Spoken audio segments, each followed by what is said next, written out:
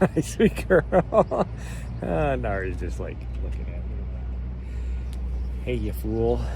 You know, you could just look at me back here, but instead of staring at me in the window.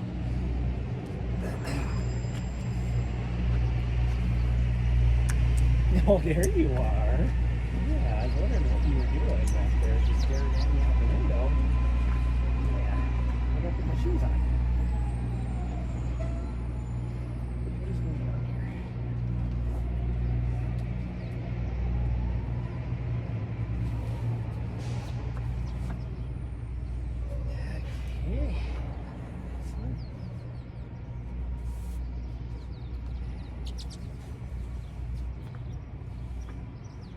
Okay.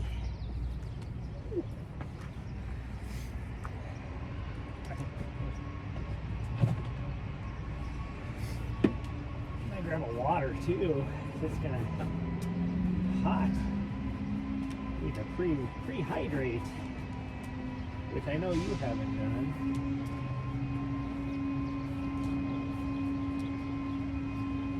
Since she's being so good, I should probably fill up my waters here too. Or before we get to the trailhead, I mean.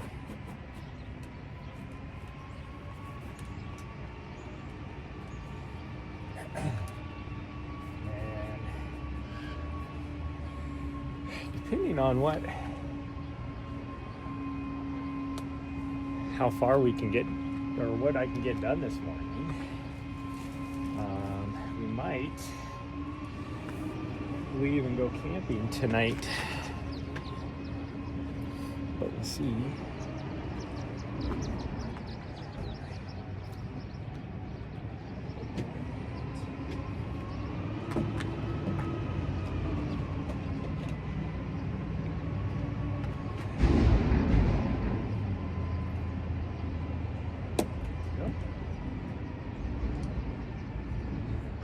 I'm not too in a hurry to get out of here because it's going to be rush hour traffic the whole way. I was hoping to actually get out here about an hour ago, but I just got doing things and then lost track of time.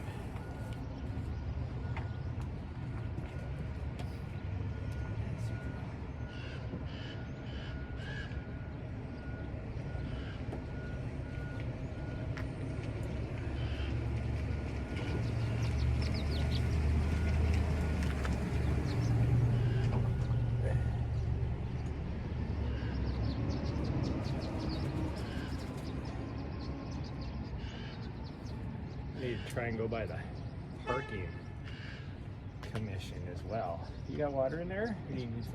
No, you got some in there. Okay, look out. Look out, back up. You back up. Ooh. Yeah. Oh, I need a hat. We'll just wear this one, I guess. As far as hats go, this one is probably my favorite as far as fit. Like, I love it. The Terex one is probably my favorite hat. But this one definitely fits the best. I like the feel of it too. Oh, I forgot I was gonna grab something to drink. Because all I've had is coffee.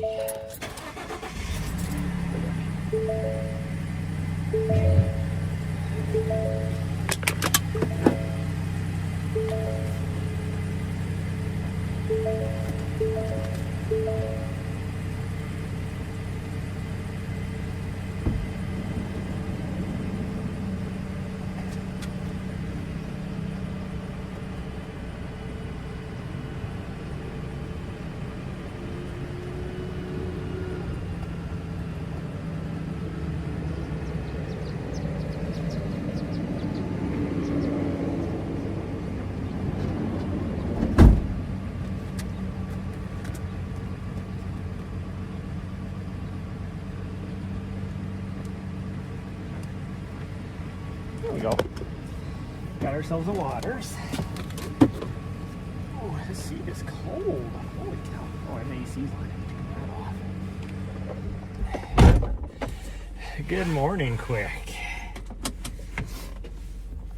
Oh, let's move this up. There we go. Okay. Whew.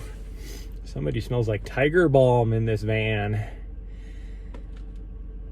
don't know who that is. Trying something new because I found some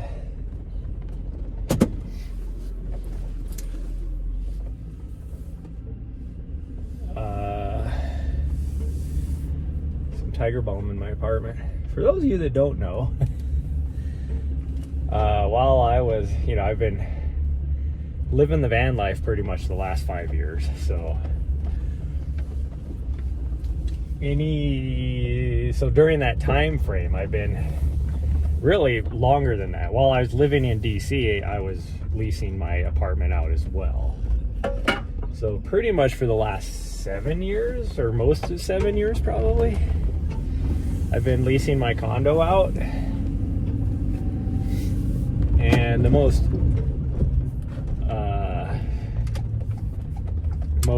recent person was Rachel, which was very convenient for me because I was gonna rent it out anyways, and she had just gotten a job here and was moving back here, so it was a very good what's the word? A very convenient set of circumstances. I wanted to rent my place, and she needed a place temporarily, and so she lived here for like almost a year, not quite a year. Will you stop licking my hand? Long story short,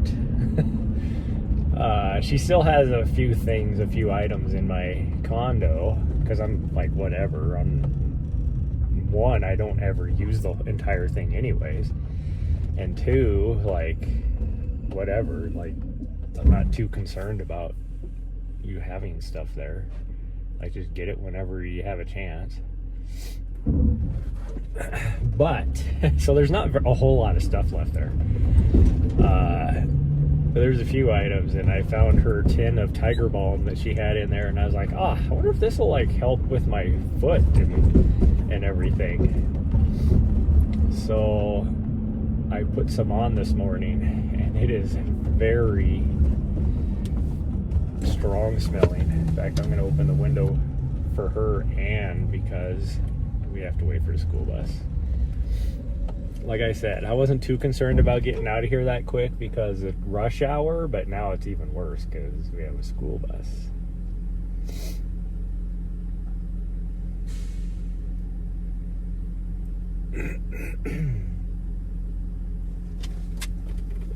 They need dryer sheets. Really? The YWCA is right here, and they do really good job of providing like a temporary place for women and families that are basically running from abusive situations. We'll just say it that way. And so they're always in a need for different things. And the one thing I could say is really good about the building I live in is every month we do a like a collection, I guess you could say, of certain needs that they have over there. One of the ladies that lives in our building is got really strong ties with that place, and so they always put out a list of things we need. I don't remember dryer sheets being on that list though. God dang, that was creepy. Usually the lane I'm in is the one that is moving the fastest, and like I had to wait because everybody was turning right back there, and nobody hardly ever turns right back there.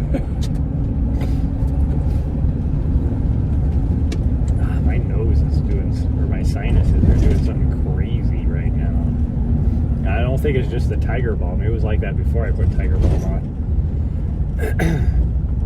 And by the way, it was a controlled burn that they were doing over here. And it was like it made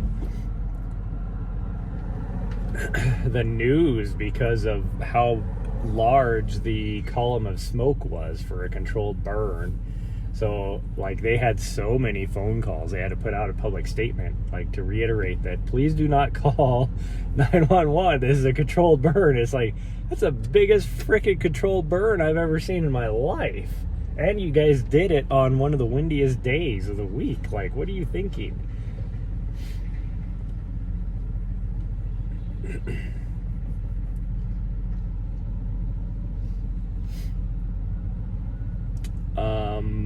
We're gonna go up and we're gonna try and do Scratch Gravel Peak today. That's our goal.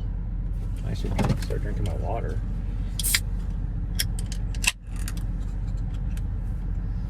Hey.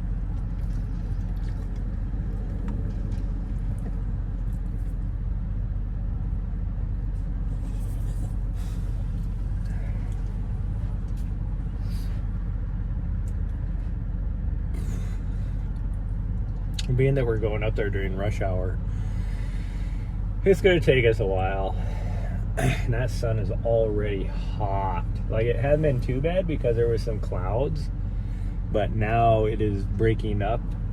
There's still like some really high wispy clouds, but the sun is pretty much out. And it's supposed to be hot today. And there was like a huge chance of thunderstorms later this afternoon.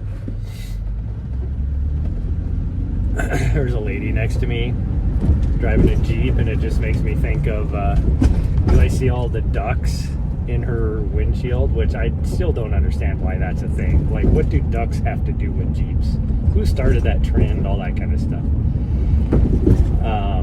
But anyways, the other day we parked next to a guy that had a Toyota Tacoma, like a newer one, and he had a bunch of freaking ducks in his windshield, like up on the dash. And it's like, dude, that's a Jeep thing. What the hell is wrong with you?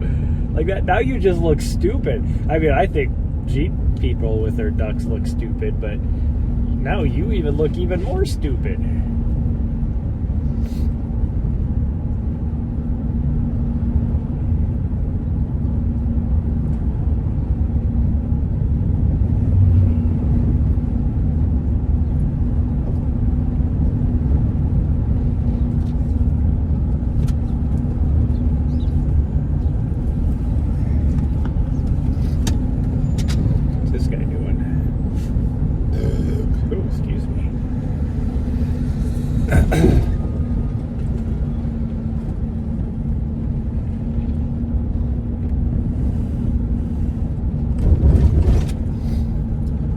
So the first thing I got to do today when we get back or get done is pull my left front tire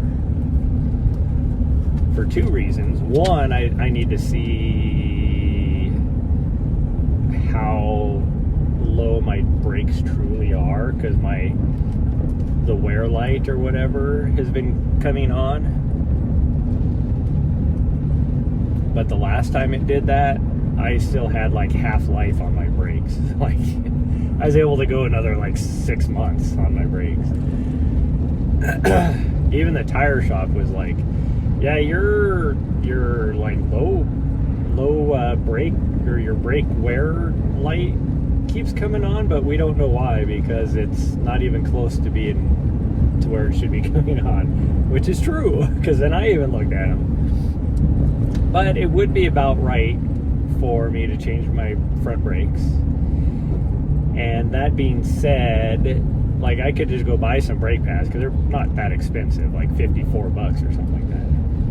The problem is I need to measure my rotors and see if I need to replace my rotors.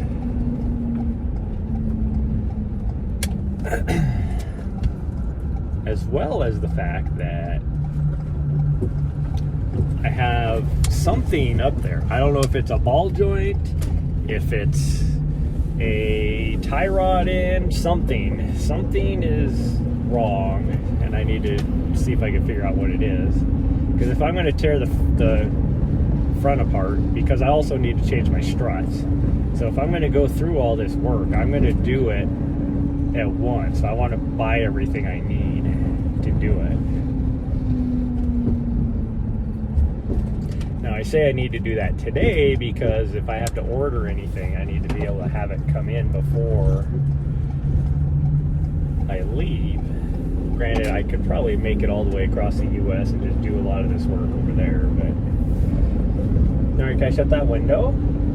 It's gonna get really windy. Thank you, sweet girl.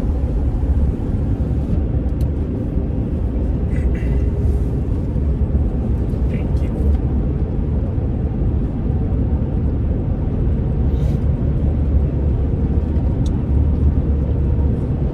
63 degrees out, real temp, which feels pretty good, except for that sun. That sun is hot, but I think it's supposed to get up to like 87 degrees today, which is why the thunderstorms are supposed to be horrible this afternoon.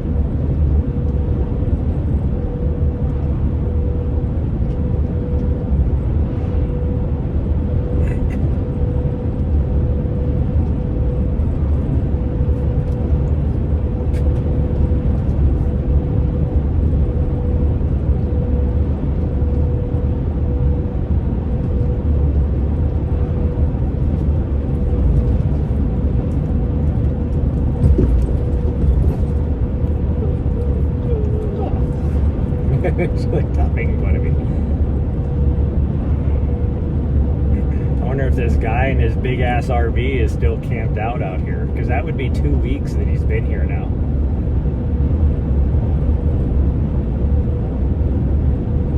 Which, I mean, he's already like been camped there illegally, and nobody has said any or done anything about it. I don't know if anybody said anything about it. Nobody's done anything about it, which is probably because the sheriff is like, well, that's BLM land, they got to do that. And BLM is like, well, we don't have anybody in that area because with all the government crap that Trump has been doing, like their nearest people are probably in Salt Lake City.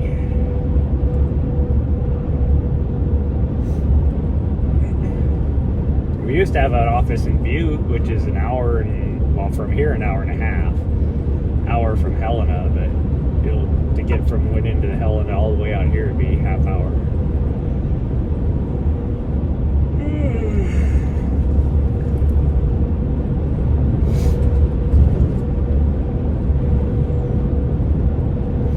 But now it's been 2 weeks, which makes it even double wrong if he's still there. Jeez, a big bug just hit the roof of my van. Giant ass bug.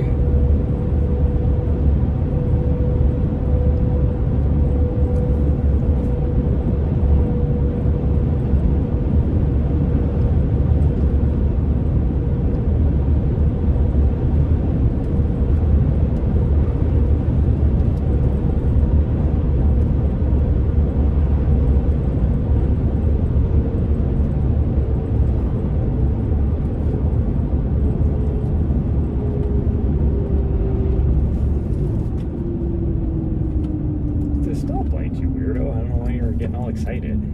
It's like, we're slowing down, that means we're here. No, it doesn't. You know where we're at. You know where we're at. Yeah. I mean, we could go to the other trailhead and go up scratch gravel from the other side. Or we could have, well, no, I can't go to Head Lane. Head Lane, the area where I start losing cell service is right above the head lane trailhead, and so if I lose signal being up higher, I definitely lose it in the trailhead. So that's the only reason why I don't go to that trailhead. It's actually really super nice because you have so many options right there. You can go 3 different directions. Like this one here, you have one direction you can go. The one over the next one down, you have one direction you can go. The one over, at least on Echo Lane, you have 2 directions you can go. But yeah, Head Lane, you got 3 different directions. Like, well, pretty much you can go anywhere out here. Like, there's no limit. But because you're in the middle of the mountain range, that why there's 3 directions. Because you're in the middle, so you can only go 3 different directions. Nope, Mr. RV is still out here. That's weird. I don't know why they haven't done anything about this guy.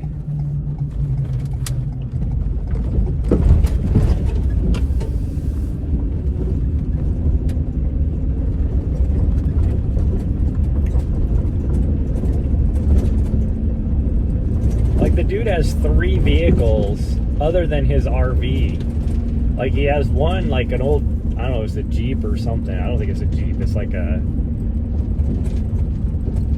Kia whatever type of vehicle. No, it is an old Jeep. It is a Jeep. Okay, never mind. So he has this Jeep that is just packed with all this crap on top of it. And then he has 2 other vehicles, or at least there's 2 other vehicles parked there. So, which means, to me, that tells me that he has other people staying with him too.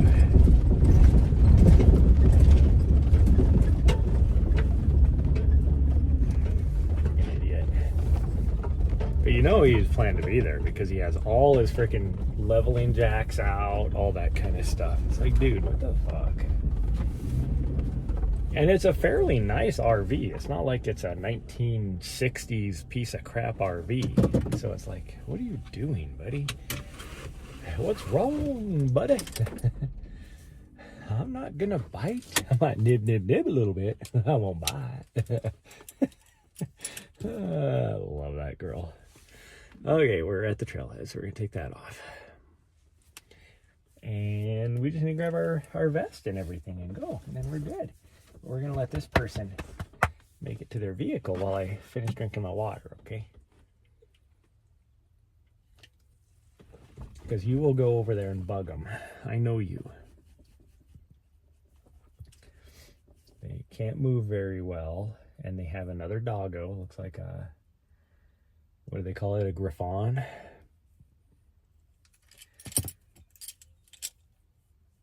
I don't think it's a wire-haired, like a German wire-haired pointer. That was my, before I got into doing it, like before I got my first Vizsla, which would have been her great aunt. I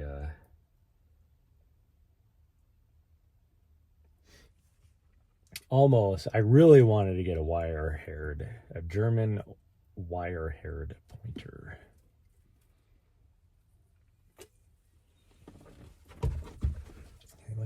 They must be walking. Okay, that's enough of that then. All those pretty purpley flowers are out here too. They're all over out here. Holy cow.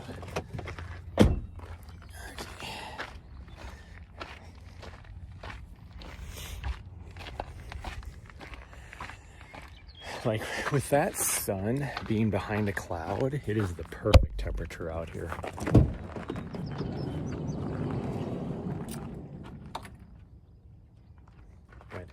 Go ahead. We're gonna try and be quick. But as soon as that sun comes out, it gets hot. It's 61 degrees when we got here. Which, until we start really climbing the mountain, would be perfect temperature. I'm not going to be pushing it too hard. So we're just going to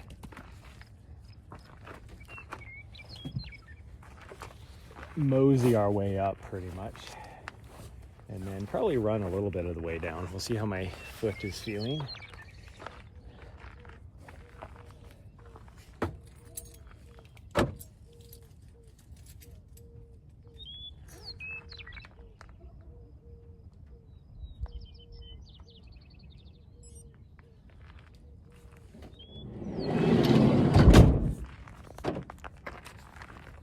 Somebody up here with what looks like a golden retriever.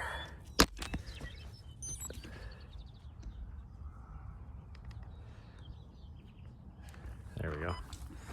And change camera views. And is it gonna... There we go. It's like, are you gonna focus? It's like, nah, I don't feel like it.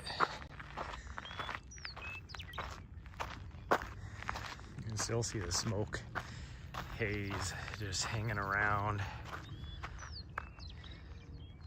Kind of that darker brown kind of colors.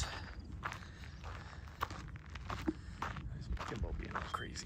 There we go. Oh, I need my battery.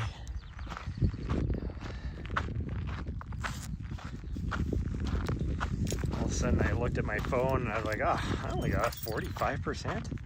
And then it dawned on me, oh yeah, I didn't plug it in last night. And now I'm like, oh geez, do I have my battery? Good thing I checked. Nahri's already heading down the trail. She didn't even notice that I turned around. Where's Flo's? Oh, can I get this out? What the hell is going on here? Like, how much battery do I got on this? 60%.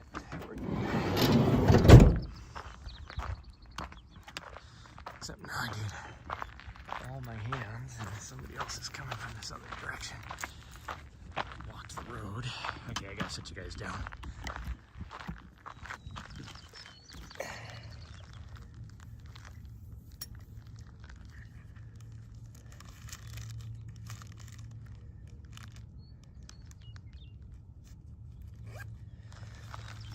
Okay, now we're ready. What sucks is I can't zip my pocket up with one hand because I need to clean it. There's a lot of like sticky stuff on the zipper, like dirt and grime and stuff, so it doesn't want to zip shut. And then my battery bank, I can put the battery bank in my, ooh, I got the hiccups from drinking that sparkling water.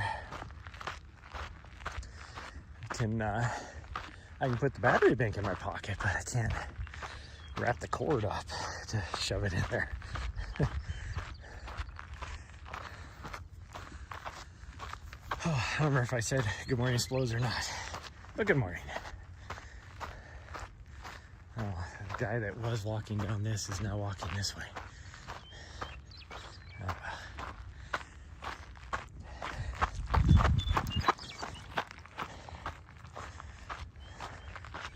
My foot hurts a little bit more today, so we're gonna try and like take it easy, but I still we're gonna climb might do both the peaks, we'll see how we feel. They're right next to each other. It's just the one that's more exposed has the better views, or at least the better view of the valley over here.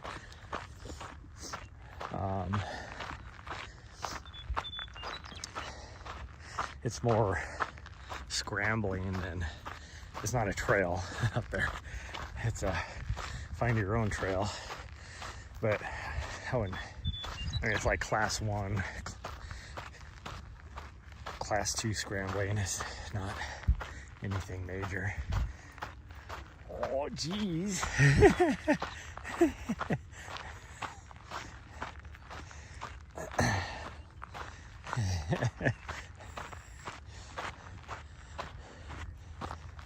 Oh, no, that's so funny. No. This must be a puppy. She's actually 2.5 years. Oh, really? Wow, yeah. Good energy. Oh yeah, these ones, they keep that energy until they're about 5 years old. So.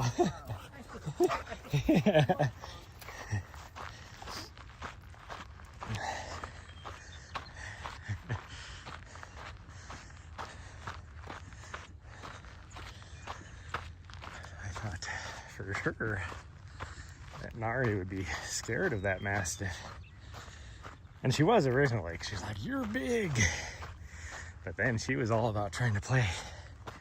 She really wanted to play.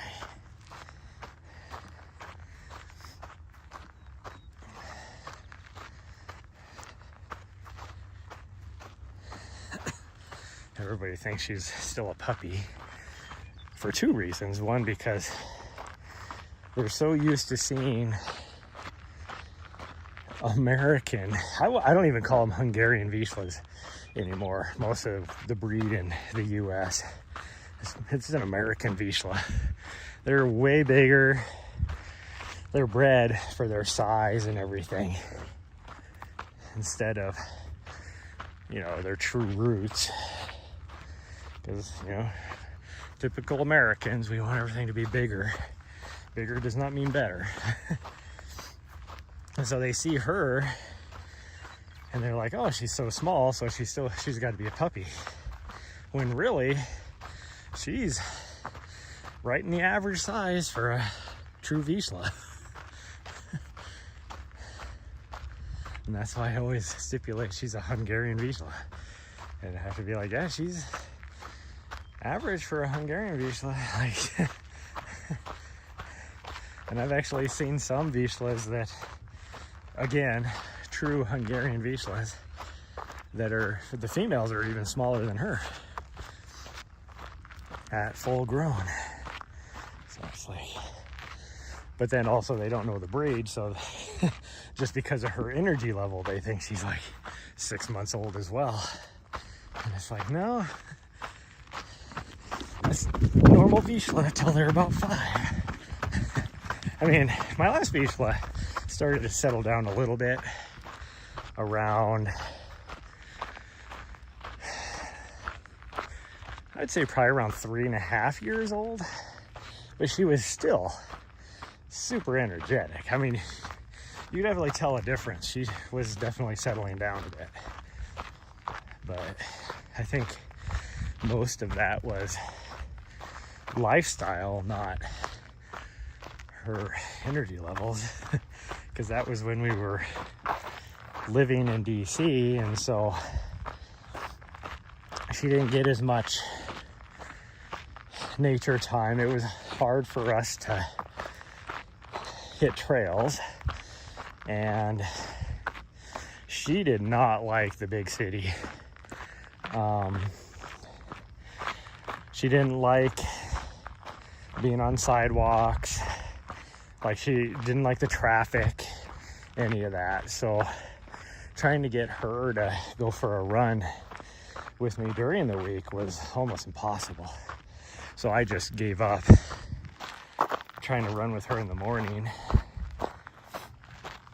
I can count on one finger how many times she ran down into the National Mall area in DC with me. So typically it depended on what was going on, but usually I had lunch free, and so we would walk down to a park that was nearby, and then at 5, and it's weird that she knew what time it was. I mean, I get it, how a lot of dogs are like, if you're 1 minute late on their dinner, they know.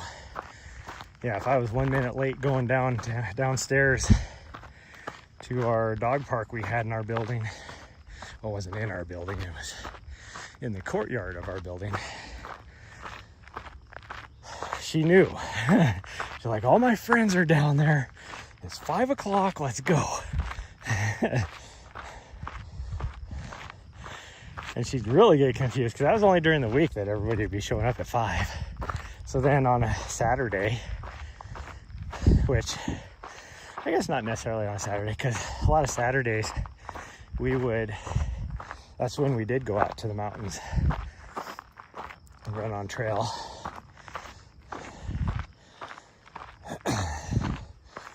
Because even though the nearest trails in the mountains were about 45 miles away, that's a 2-hour drive in DC traffic. Better plug my phone in now before I forget. Whew. But if we didn't do that, or Sunday nights even, it'd still be 5, and on the weekends there was no normal 5 o'clock crew, because the normal 5 o'clock crew is because people were getting off work, so they got home, needed to let their dog out. And so on the weekends it was sparse, and there was no like set time when people would go down there, so she'd get confused because it'd be like, it's 5 o'clock, let's go. And we go down there and there's one person there that isn't like her normal crowd, you know, so she's like, who are you? What are you doing here?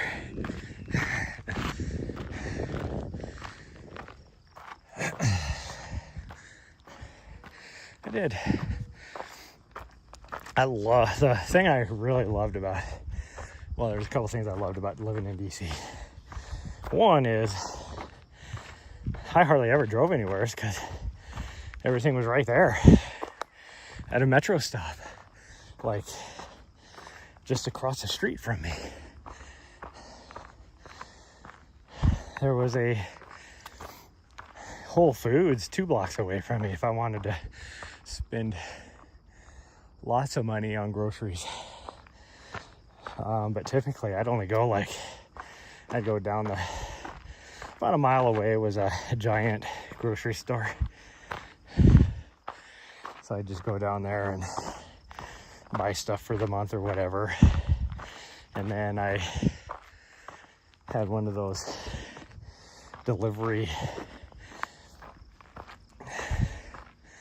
not like HelloFresh, but that type of place.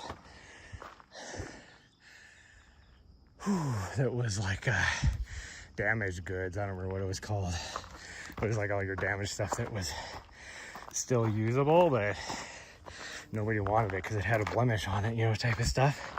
And then I get a lot cheaper, so I'm not picky. That's how throughout the month, that's how I got my stuff, because I got that once a week usually. Once every 2 weeks, something like that.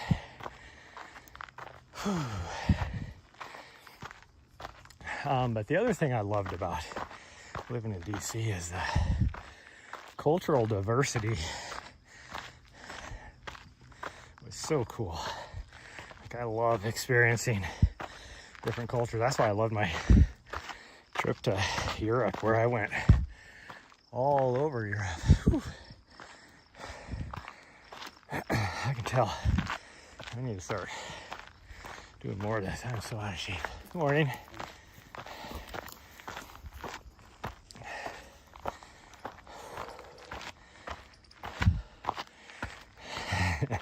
Nahri's having so much fun chasing squirrels. That's the most fun thing she has out here.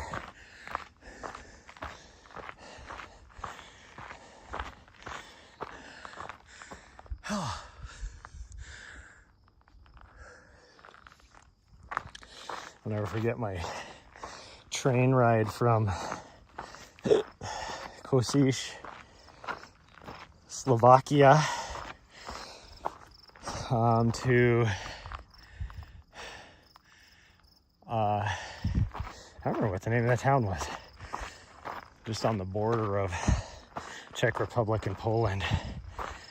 But this was like just this old rickety train, and you know, you're just sharing a train car with somebody, like a train cabin or whatever you want to call it.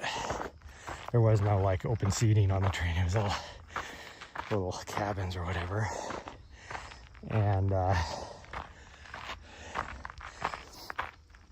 there was this older couple that were traveling, and like they couldn't speak any English. And I don't speak any Slovak.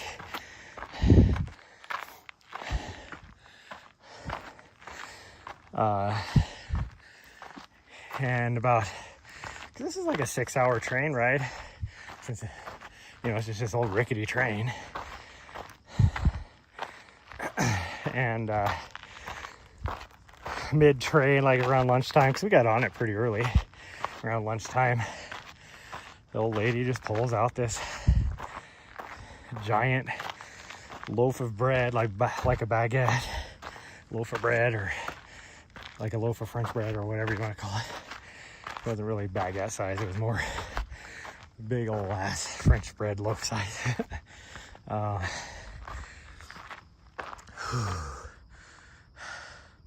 Ankle feeling better. It hurts more than it did yesterday, but we're just gonna take it easy today.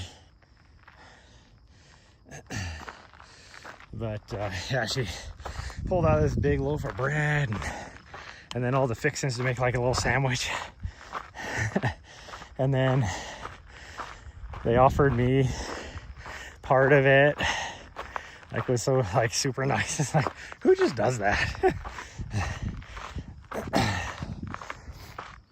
And so I was trying to use like Google Translate, you know, to talk to him and stuff and thank him or whatever. Because when I was traveling in Europe, I only ate like once a day, really. So to get another meal like that was very appreciative, just to be offered. And, you know, I didn't want to refuse it, and because I don't know what the culture was there, so I don't want to like refuse it and then have it be a faux pas or whatever. Oh man, I'm already sweating and we haven't even started the real climb yet.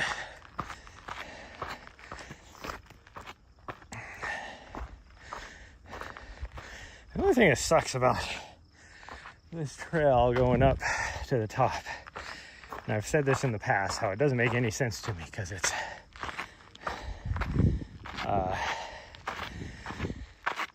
once I get about halfway up, the signal gets really crappy, which makes no sense, because I have line of sight of freaking 4 different cell towers. There's nothing blocking me. I'm up higher, like I should have better signal. But I think, and this is just me, I have no basis on this. I really think though, holy cow, I'm dying. I really think it has something to do with the rock up there on that mountain is of some sort, that it like screws up the signals or something. Hi, sweet girl. Nice for you to join us. Oh, I am all clammy already.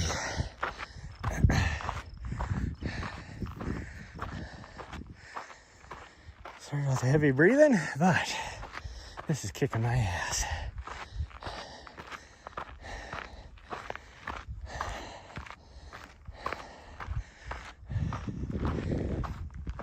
We're going to try to run when we can. Problem is that most of this is uphill going up. Like, there's not really any flat spots. There's a couple up here once we have these little knolls that we have to climb up and over. And then on the other side is a little bit of a downhill, a little flat. But it's predominantly steep uphill, so there ain't gonna be no run for me on that. Coming back though, we should be able to run most of it. We'll just see how my heel feels by the time we get up there.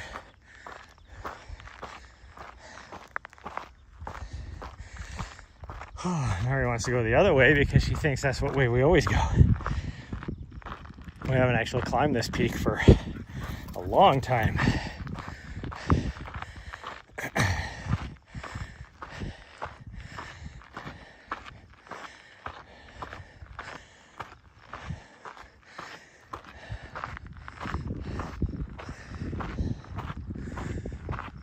Back there, I saw these rose looking, what I think of like a prairie rose or cactus rose type of thing back there, and I'm wondering if that might be a bitter root. I've never really known what a bitter root is.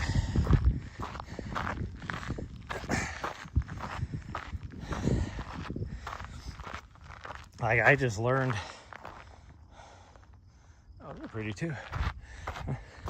I just learned last year what a columbine looks like, you know, the most famous flower on all of the CDT. And I don't think we have columbines up here in Montana, but Colorado and New Mexico do.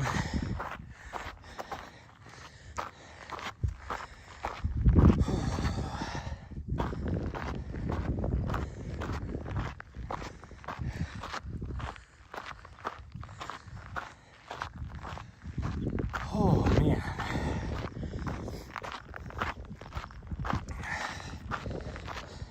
Yeah, see these right here. I don't know what these are. They're blooming. I don't know, somebody knows. Is that a bitterroot? No idea. Why is this all jacked up now? Come on.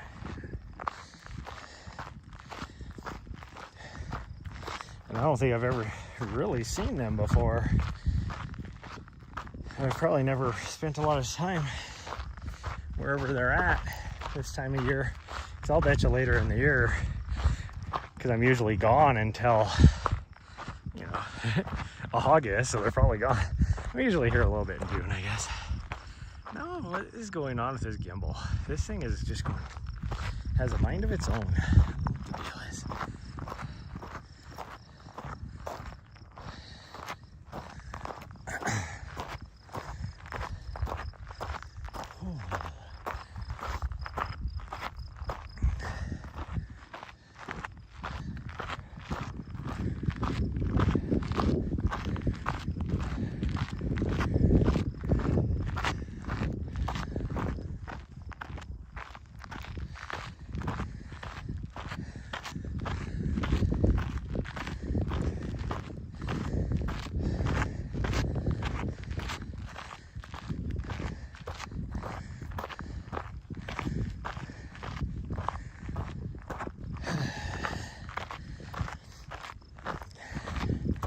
We didn't even do anything last night. Like I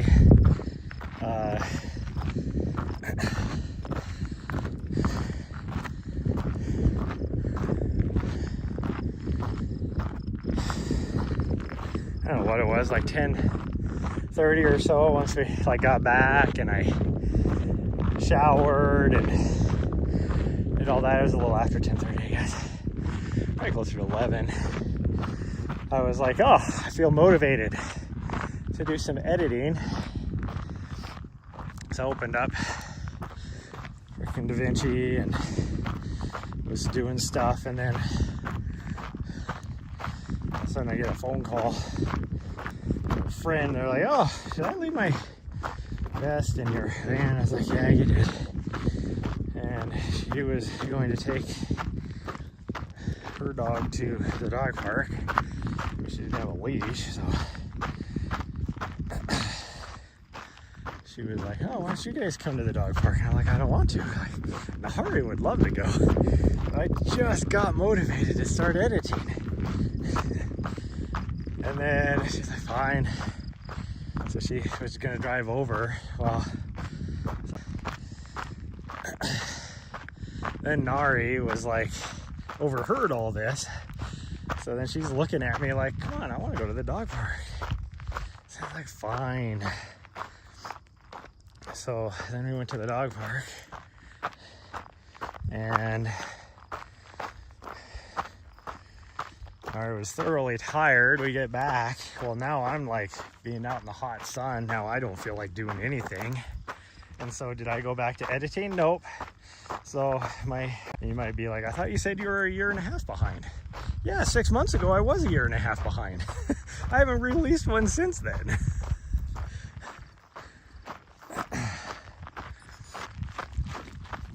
So it's like, I really just got to buckle down and do it.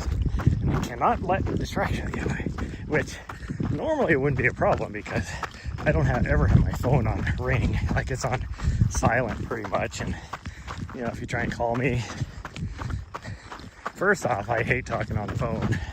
Your best way to get a hold of me is to text me. If you text me, I'll text back. If you call me, I'm probably not going to call you back. And that's after I notice that you called. Unfortunately, I linked. I had to link my phone to my computer because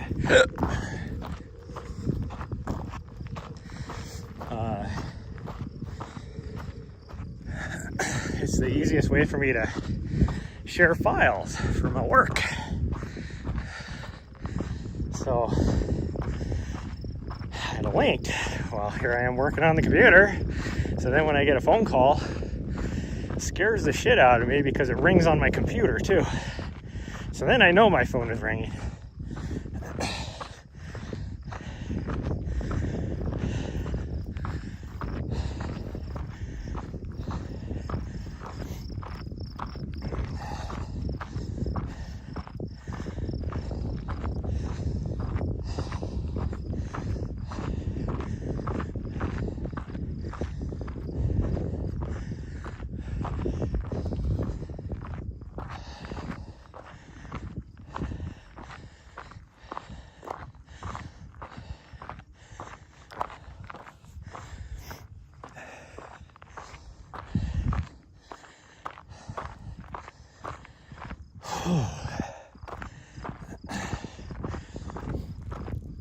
As far as mountains go, if you want the vert,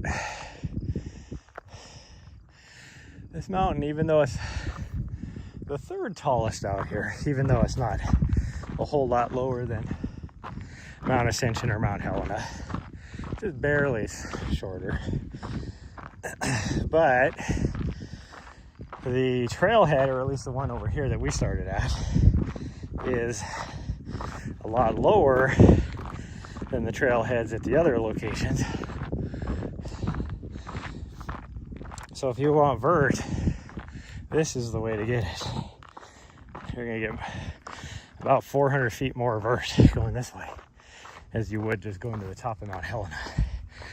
Now granted, you're what, 3 miles to the top going this way, where Mount Helena you're a mile for 300 feet vert less. So if you're trying to get it faster, you could do 2 trips up Mount Helena for the same price as one here. So I guess your best bang for the buck is up there. But if you don't want to just do up and downs on Mount Helena, you just want to do it once and enjoy the outdoors, enjoy less crowds, all that, this is the mountain.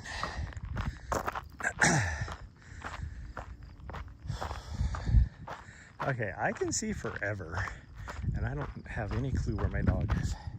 And I know she went down this way on the trail. She must be just hiding behind something where I can't see her. Because I can see a good quarter mile in all directions, except for down the side of the hill over here, which is probably where she's at. Yep, there she is. I was correct in my assumption.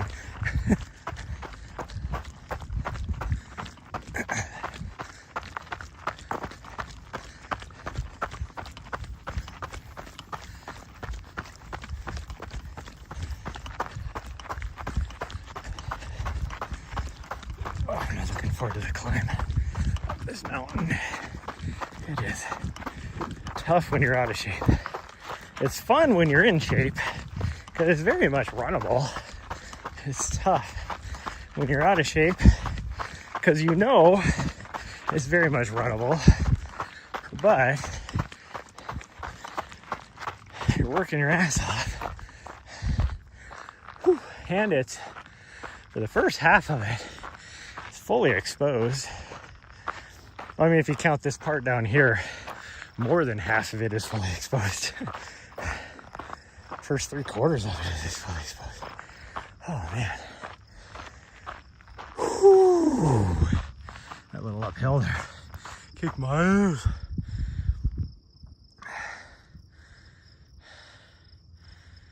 Getting calf pumps for running and how to fix that. No, I don't know what a calf pump is.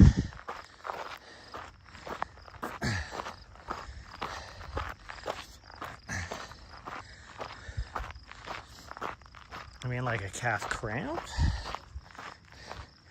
Because most cramps, especially when you're talking like calf muscles and stuff, are caused by it's an overuse injury, I guess you could say. So you're pushing too hard, your muscles are not ready, like so you don't have the muscle endurance required. And that's what they've discovered with all this cramp research, is the vast majority of cramps that are caused are people, it's an overuse. Now, electrolyte balance and hydration has a key component to it, but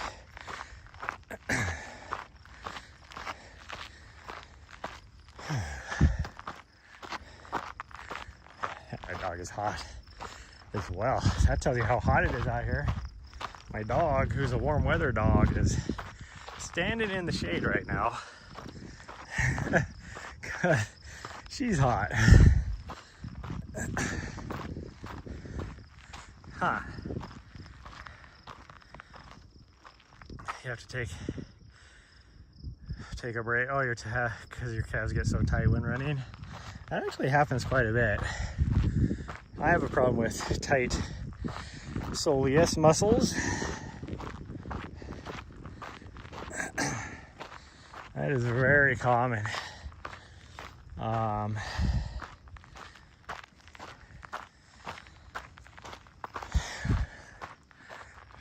The only way to fix it really is you have to stop running, and it's, muscle roll, like using a muscle roller of some sort, like rolling the muscle. A massage gun can help loosen it up.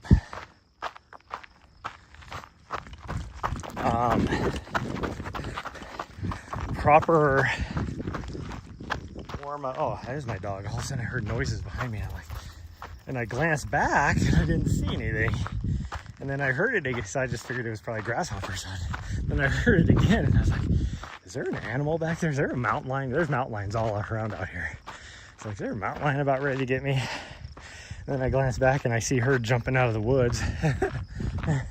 Gave my heart a little jump. Because I thought she was ahead of me, not behind me.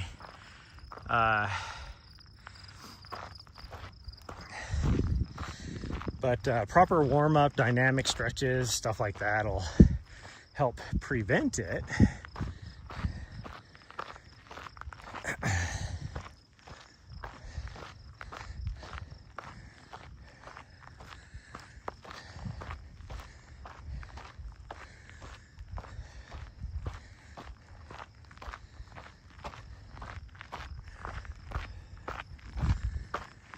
Well, I don't know how much running I'm going to be able to do now, because we're all uphill the rest of the way. It may not look it, but we are climbing. And we got to go up this exposed mountainside right there until we get into the trees. And that last little bit in the trees isn't too bad, except for the fact that that's where I start having signal problems, network problems. I don't understand why. There's nothing blocking us. There's nothing in the way. And trees do not block your signal like that. Not when you're talking 5G UW signal. So we'll just deal with it and hope the stream doesn't crash.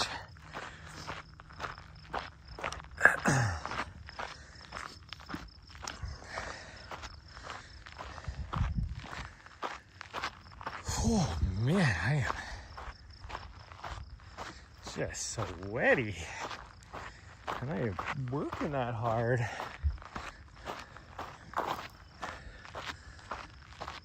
Having this feeling after thinking about mountain lions, now I keep having this feeling of someone's following us. So I keep glancing back. Like, I guarantee there's no mountain lion out in this area, right where we're at right now. I mean, there might be a mountain lion eventually, but not following me because it's wide open. I said that to a friend the other day. We were out hiking. I was like, you ever think about how many mountain lions that we've walked by because you never see them, but you know they're there.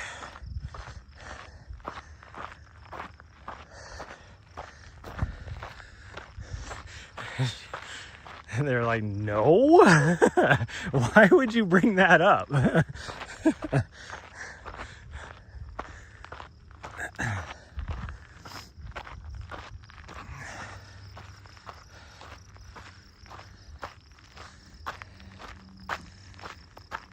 Oh, man.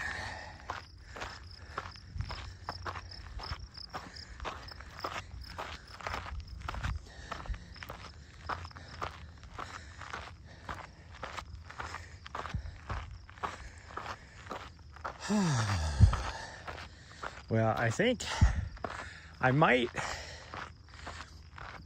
I said this at the beginning of the stream, but I think it was before anybody was on. So we might be going camping tonight for a few days. So you may or may not see me streaming. I'll try and stream every day no matter what, but I won't be able to do a running stream because I just kind of want to just get out into nature and get away from things. And overall, it's kind of funny because overall, I save money if I'm out camping versus being here at my condo every day. And it's way more enjoyable up in the mountains. I'm gonna do a final check on weather though before we decide, as well as, like I said, I gotta pull a wheel and see what's going on so I know what to order.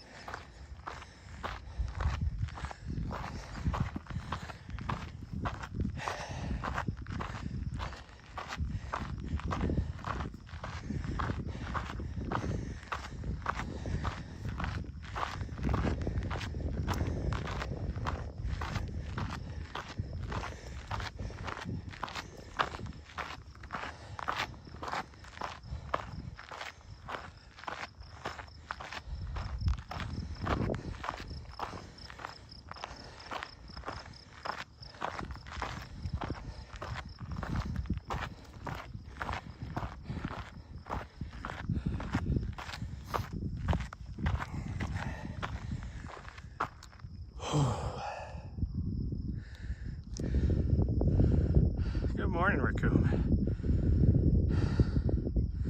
Can't believe those shoes. I love those shoes.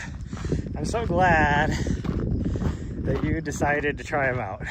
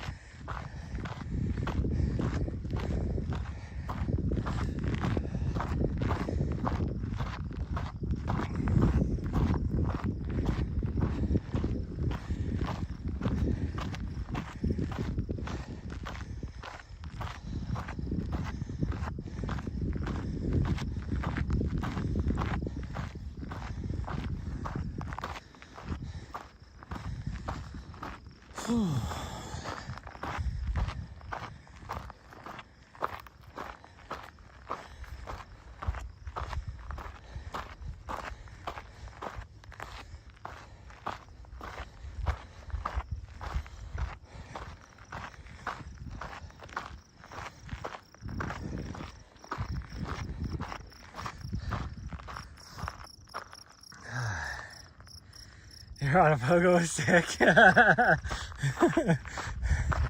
I'm glad I mentioned them.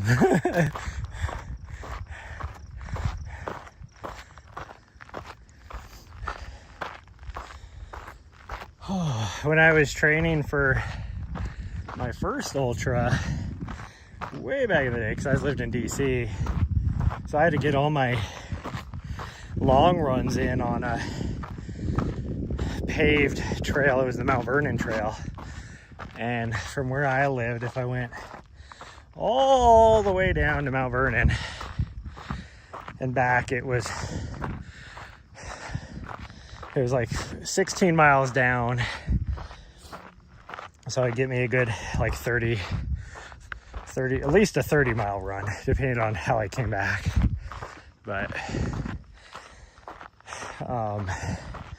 so all my long runs were done like that, and that was my shoe of choice for all my long runs, because it was so nice and cushiony and bouncy, and I loved them. And then,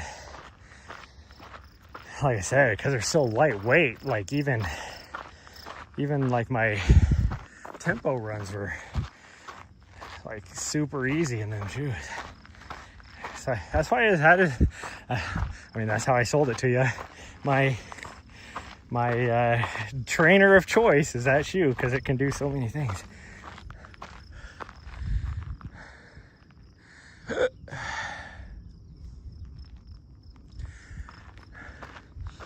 Dog out here. Boy, these purple flowers are just everywhere up here this time of year. Everywhere. Hopefully my dog is way up here. Man, I am sweating. Whoo! It's not even hot out. I mean, it's hot for me, but it's not that hot out. I don't do well in heat, so it is, well, now it's probably close to like 68 degrees now. It was 61 when we left, but that sun's come out. There's my dog. That sun's come out from behind the clouds and definitely tell it's heated up a bit. I bet you the real feel though is probably 75 degrees, 80 degrees, somewhere around there. I think the real feel, when I looked at that, because the high, I thought I said it was supposed to be 87 today, but I think the real feel was like 96, 95, 96, something like that. So it was projected to be.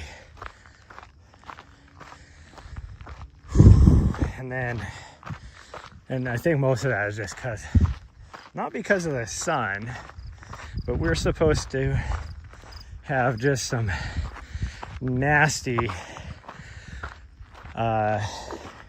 thunderstorms starting this afternoon, which means our humidity is going to go skyrocket.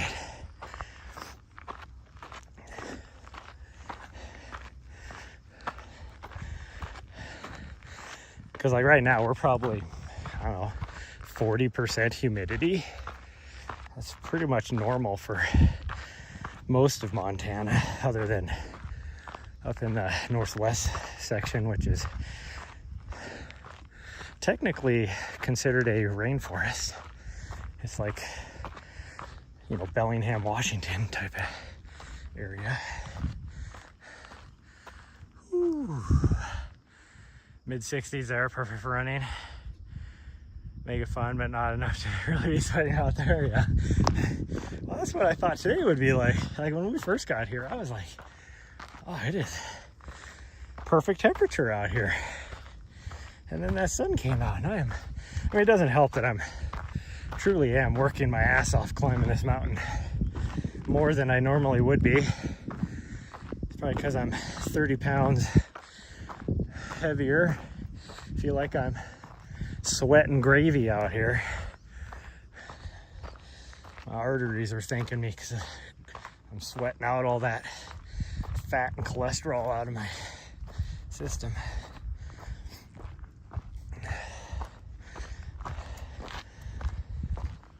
I was doing good. I lost like 5 pounds at Cocodona. Mostly because I just couldn't take the time to eat. I would get just some small snacks throughout the day. And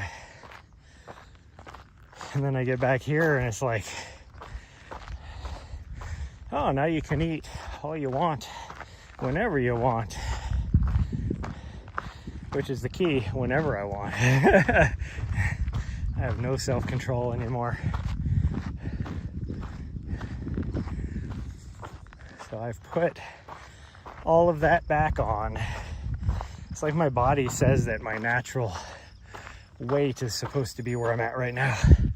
Because even if I was to eat a lot, I don't think I'm going to gain any more than I have right now. Which is probably a lie, but...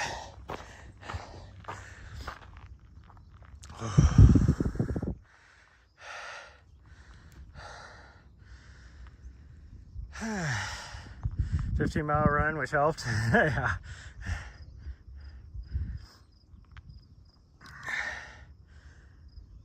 Just ate whatever. Happy with only 3 pounds.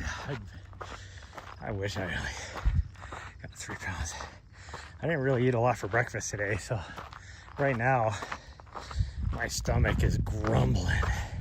And I do have some trail snacks with me, so I can always eat something. In fact, I'm probably going to when we get to the top, just so I don't bonk too hard on the way down. There's a chipmunk. Sorry, my dog isn't trying to get it. Hello, chipmunk. Whew. Ooh, right here, there's a nice little breeze.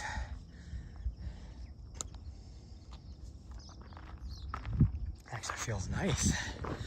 Oh, that's nice.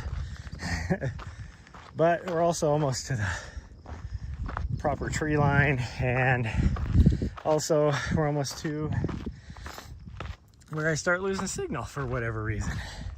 I don't understand it still, because just to give you perspective, there's a cell tower right there that's what, maybe not even a mile, probably a mile away.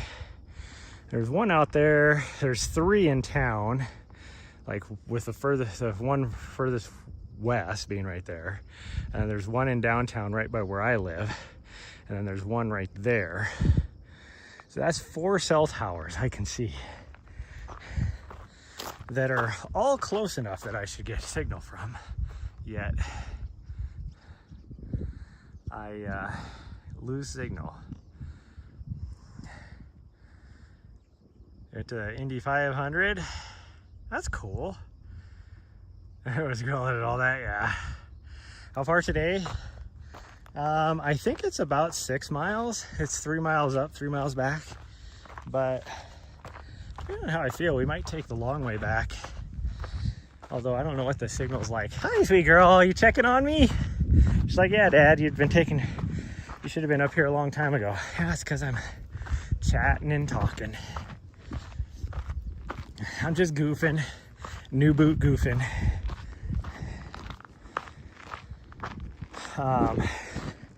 Yeah, because that new trail that they have coming down is a lot of fun to run. So we might do that. Or we might just, but, well, I mean, it doesn't matter. The signal on that, because it's on the other side of this mountain, well, then I have a cell tower in the next valley over that I can grab. And so really my network connection isn't any worse over there as compared to this right here. We'll see. Also, I don't want to like really destroy my foot because it's been feeling better this week. Now, like I said at the beginning of the stream, I can feel it a little bit this morning. It feels worse than it did yesterday, but still not as bad as it did last week.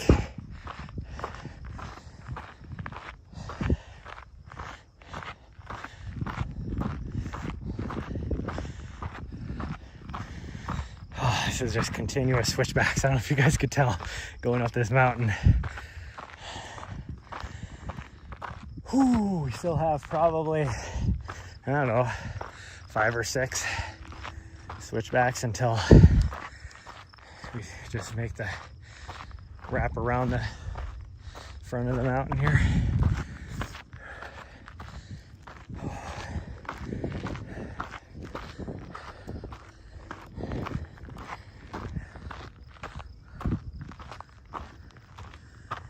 Oh man. These are pretty flowers for me to see. I'm surprised the big yellow ones aren't out all over this side of the mountain here, because they do well in little rain. I don't even see any of them. I think they're called like donkey ears or something is the slang term for them. They have this huge bright yellow flower. Almost looks like a giant like pansy, or I don't know, is that the right word? I don't know. It's a big yellow flower, but I don't see any of them out here. I think there's some over on the other mountain next to us. It's just weird that there's none right here, because they like sun. Whew.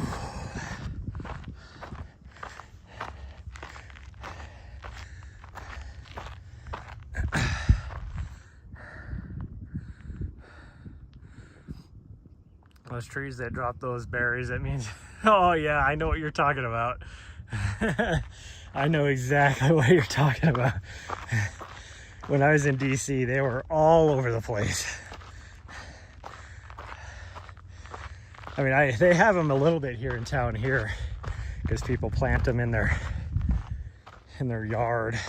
But you don't see them a lot, because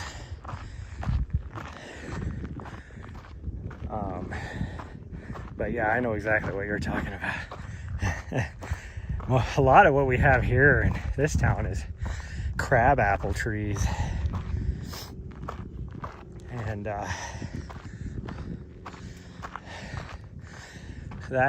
those have cost me a visit to the emergency vet because of my little butthead dog, who like a year ago, after the snow melted, so they've been fermenting all year after they dropped and hit the ground, and so the alcohol content was increased, and she thought they were the best tasting things in the world, and so she ate a bunch of them, and before I know it, my dog was puking and whatever, so I had to rush her because she was stammering about, just completely off her ass drunk, and so I had to worry about alcohol poisoning. So I had to pump her full of a subcutaneous IV. So she had this giant water bubble underneath her skin on her shoulders.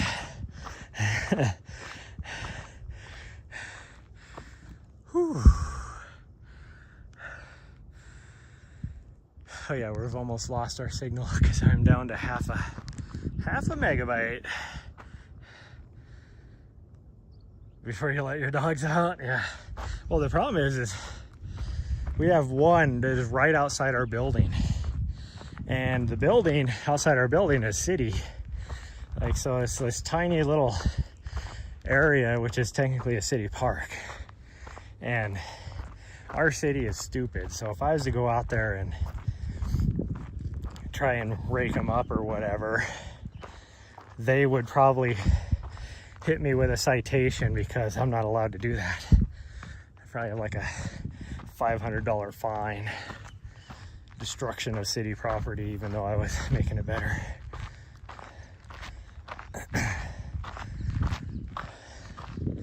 Which is hilarious, because then if I the sidewalk that goes around our building is our responsibility to repair.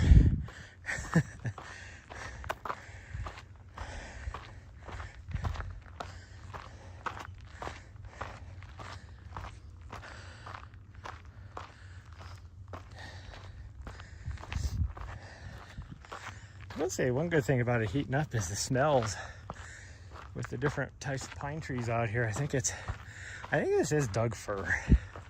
The Doug fir and the ponderosa mixture does make for good smells, even though pretty much all I can smell is the tiger balm that I put on my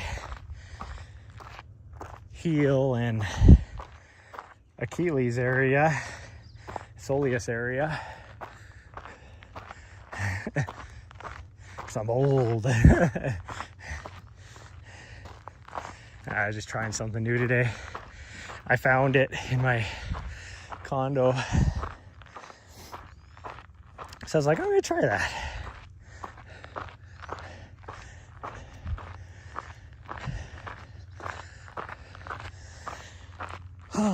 What I can say is I can't tell a difference.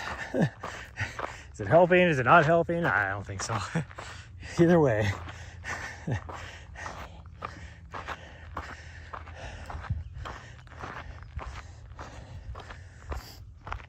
Okay, I think we only have a couple more switchbacks. I think this might be the last one. I don't know, because I see the top. We do look pretty close to it.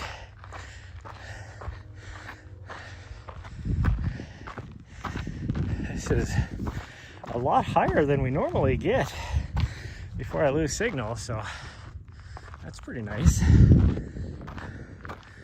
Whew, no, it looks like I got one more switchback. Whew, what's my favorite shoes?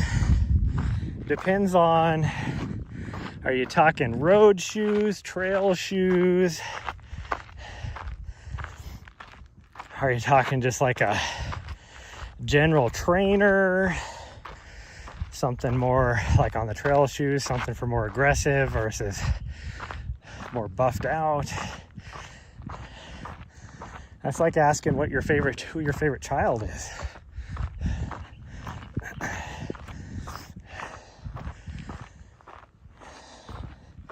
If you're talking road shoes, overall general, sounds like the government, yep.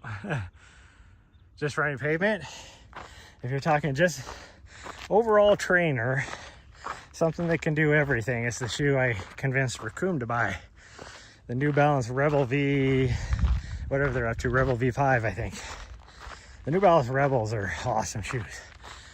They have been, well, ever since the third version. That's the only version. That's when I started wearing them.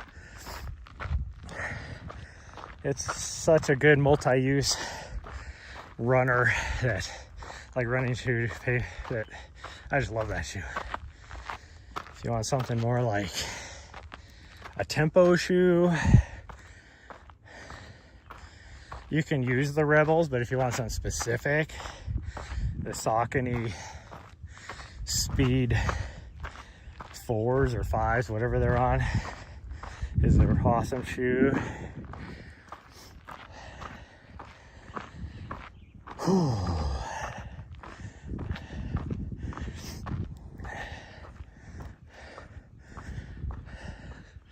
If you want like a racer, then it's just buy like whatever you feel like. In fact, depending on what I'm racing, I would choose a different shoe even.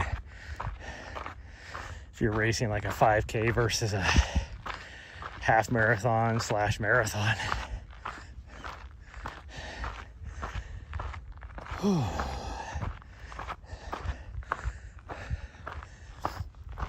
Oh, we had 2 more switchbacks. This has to be the last one. Oh my goodness.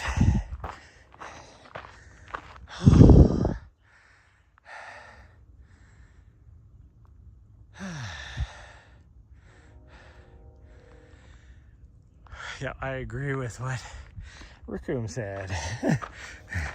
Those are definitely my favorite. New Balance Rebels are my favorite shoe of all time. Now, my favorite, like,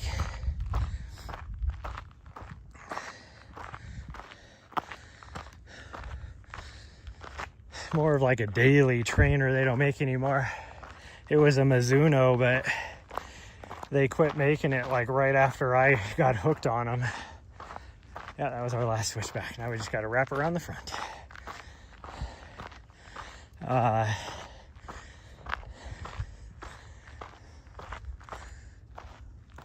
did that go? I think people have been making their own trails again, because that's brand new right there.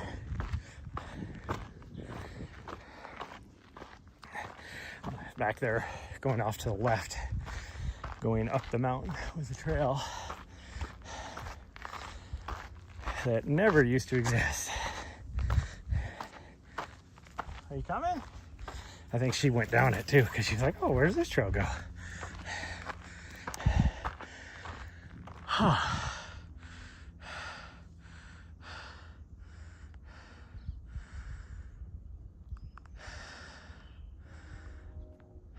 Purple, since they didn't have the green ones.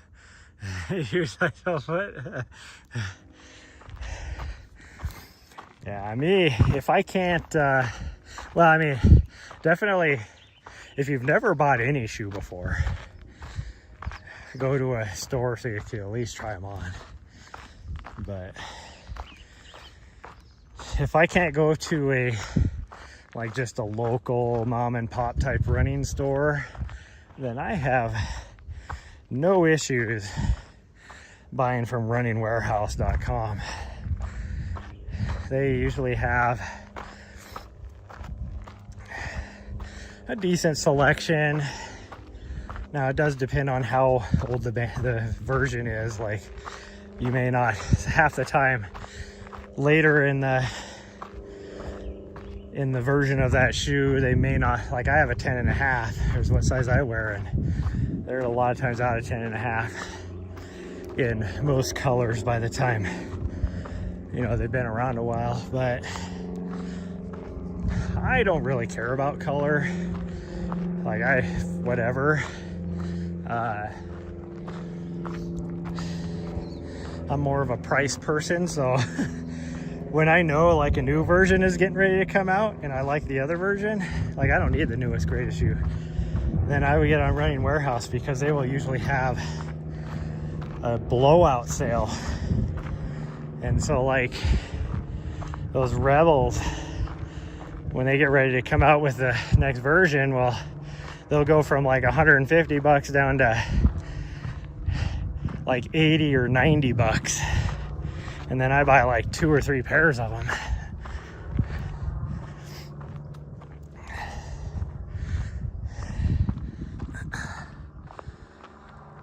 Whew. Measure your foot and gait, yeah. Yep, that is true.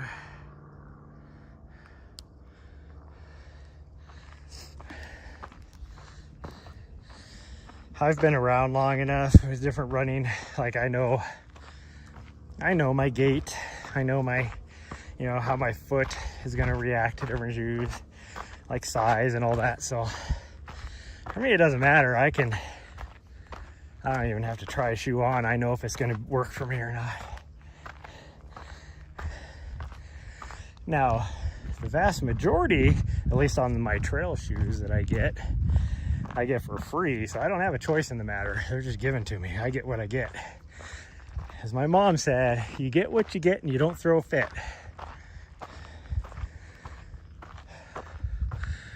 Okay, well, I want to do the Rocky Peak over here. It has better views. My dog wants to go to the top of this one, which is the higher peak.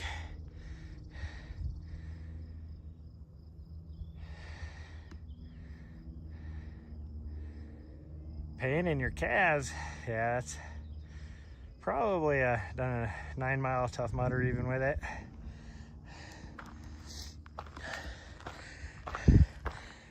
And that probably has something to do with the drop.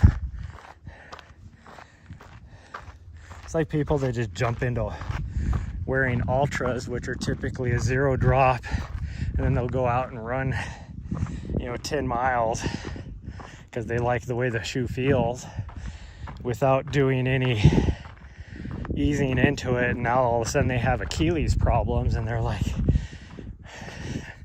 why is my Achilles ripped on me? Like, Ultras can be good shoes. As long as I have a couple pair of Ultras that, I mean, I didn't pay for. Again, I got them for free. And I put them on once a week, even if just to walk around in them, so that my Achilles and my feet are used to different drops, because every shoe has a different drop, and even different versions of the same model of shoe can have a different drop.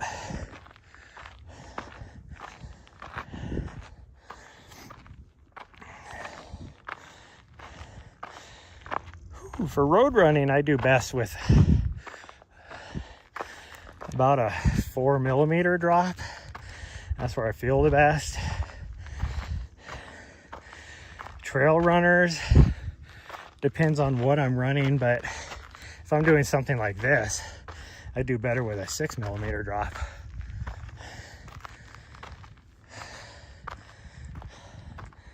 But the downhill sucks because your knees are so far over your toes that you have to like lean back really far on your heels, and then you don't have the traction because you just have the little bit of your heel providing traction, your grip, I should say, versus the whole sole. Whew. Tried other shoes too. Whew.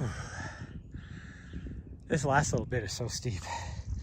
I know you guys can't tell how steep it is, but it is steep.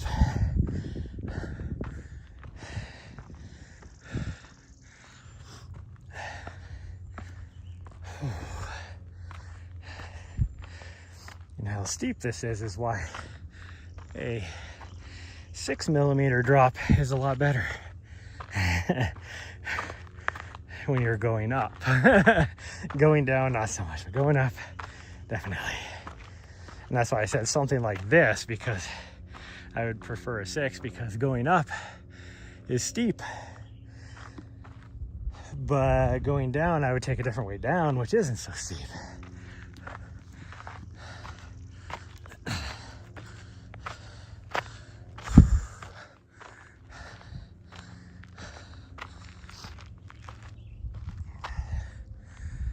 Oh, my dog's not even waiting for me. Oh, she's over here behind me. She went the other way.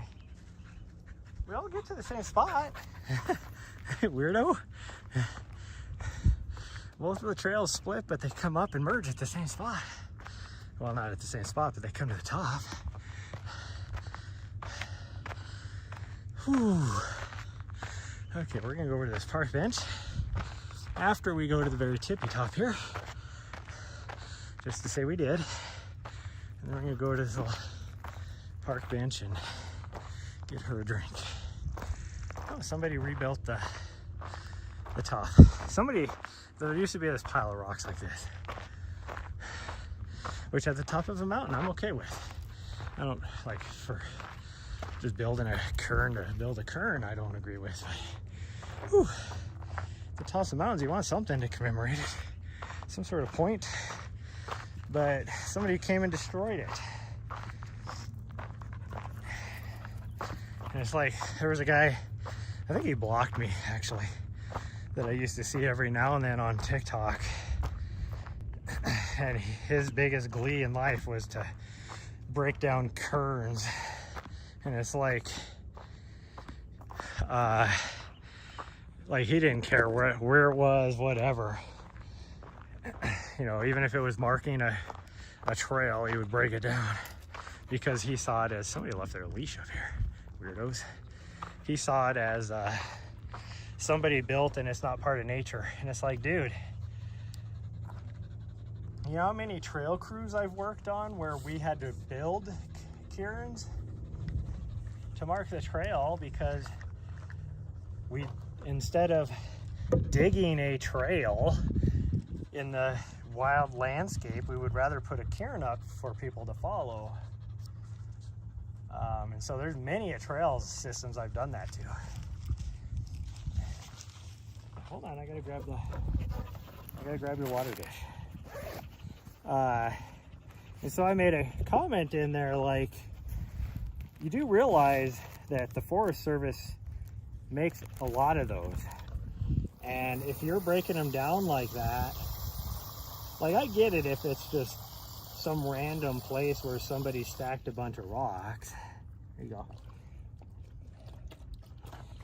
But some of those you just broke down look like official trail markers that the Forest Service bought.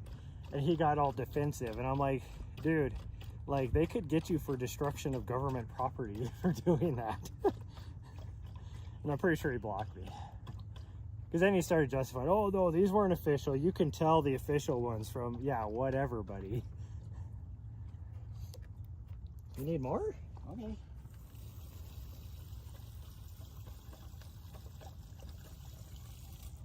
There, that's all of it. That is all of it. You all done now? You want me to pour some of this on you, or are you good? She walks away. No, hell no, I don't want you to pour that on me.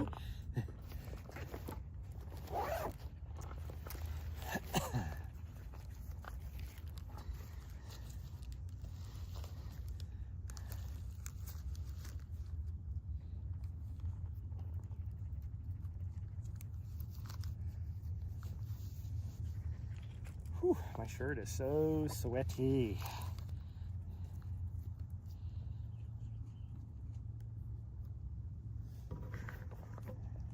Have enough battery to make it back. Maybe we're just gonna go back the way we came. Because we did pretty good on the signal there.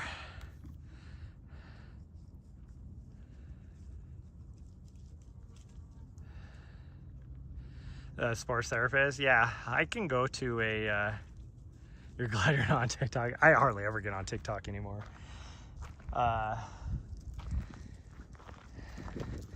With my insurance, I can go straight to like a PT. There's a sports physical therapist that's actually a friend of mine down in Bozeman that I could easily go to. I just haven't. She really wants to go the other way. I don't have enough water for that now though, because she just drank all hers and I only have mine left.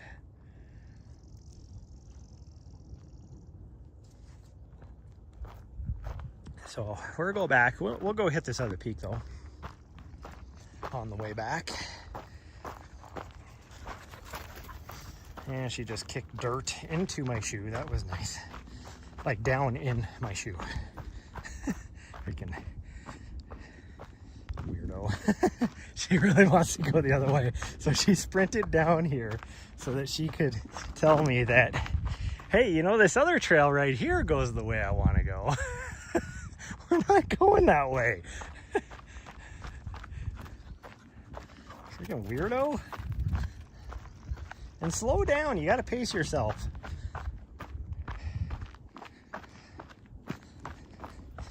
She's like, I don't need to pace myself, I just drank a bunch of water, I'm good. Freaking weirdo. Oh jeez. Yeah, ever since they broke it up into a US portion of TikTok, I definitely don't, I'm not on there hardly at all because it's changed, it's so different.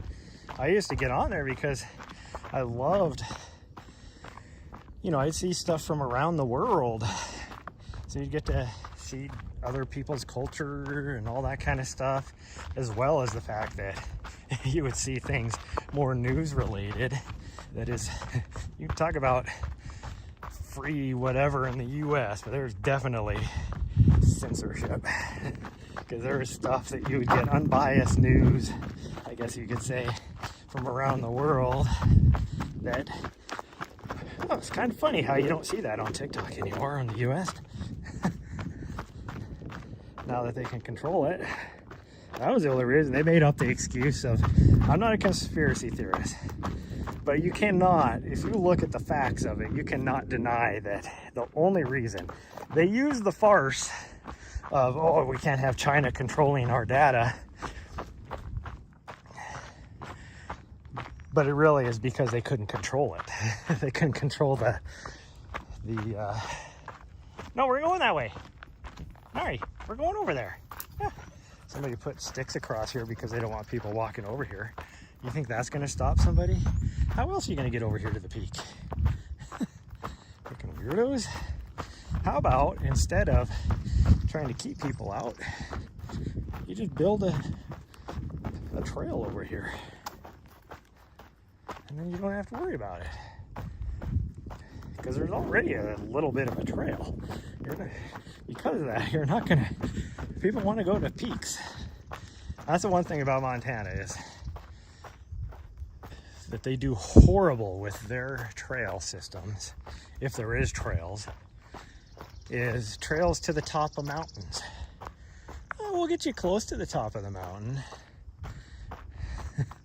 But, you know, we don't want you to go to the top of the mountain. That's too much work for us to maintain the trail, and it's dangerous, so we don't want to have to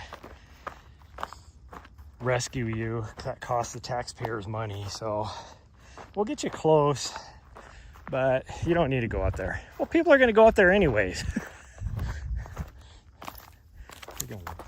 Stupid asses.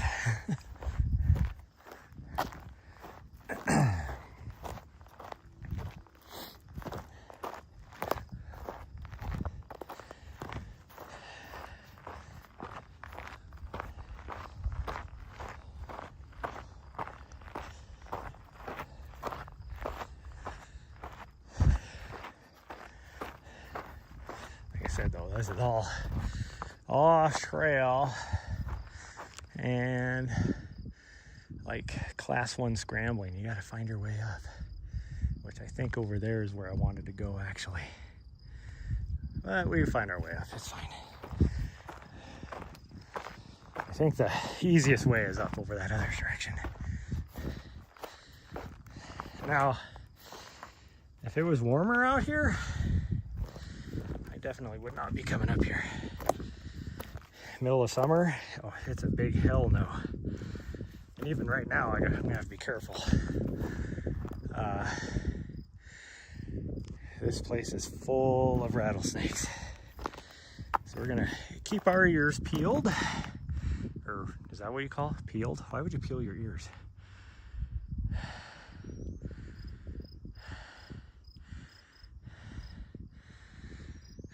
Your shoes in the middle of a run, yeah. Didn't do a good job keeping them out. No, I didn't. There's a new deadfall up here, so I'm trying to pick my way through here.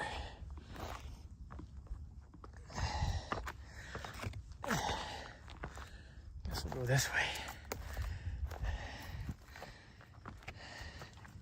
Ooh. And you have to be careful of cactus too. There's lots of cactus up here. Okay, we look like we're kind of on a... No, I lied. It's like, oh, we look like we're kind of on a trail. No, I lied. We're not. I guess I can go through here. This is definitely not the way I usually come up here. Like I said, I think it's more over to the right where she was at. She knows. And now she's coming over here like, dude, what the hell are you doing way over here? That was exactly the look she gave me as she went by. She's like, dude, what are you doing over on this side? You need to be more over there.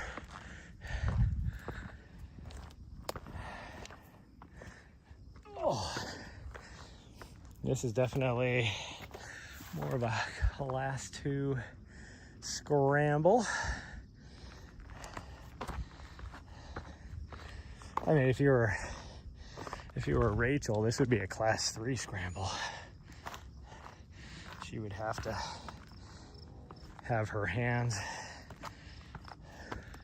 holding on to the rocks and stuff.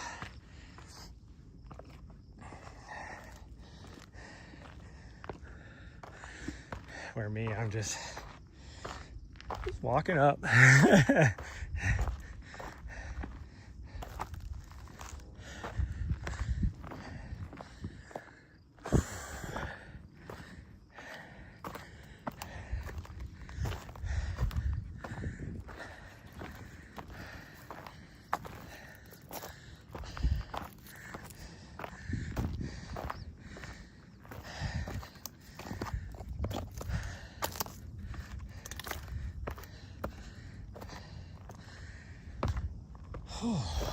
There we go. Yay, we made it to the top. Woohoo!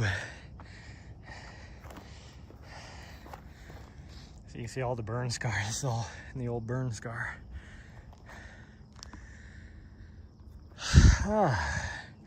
That's the other trailhead right there that we go to sometimes when we climb this little mountain over here. That's just like a little 1.5 mile jaunt, but it's super steep.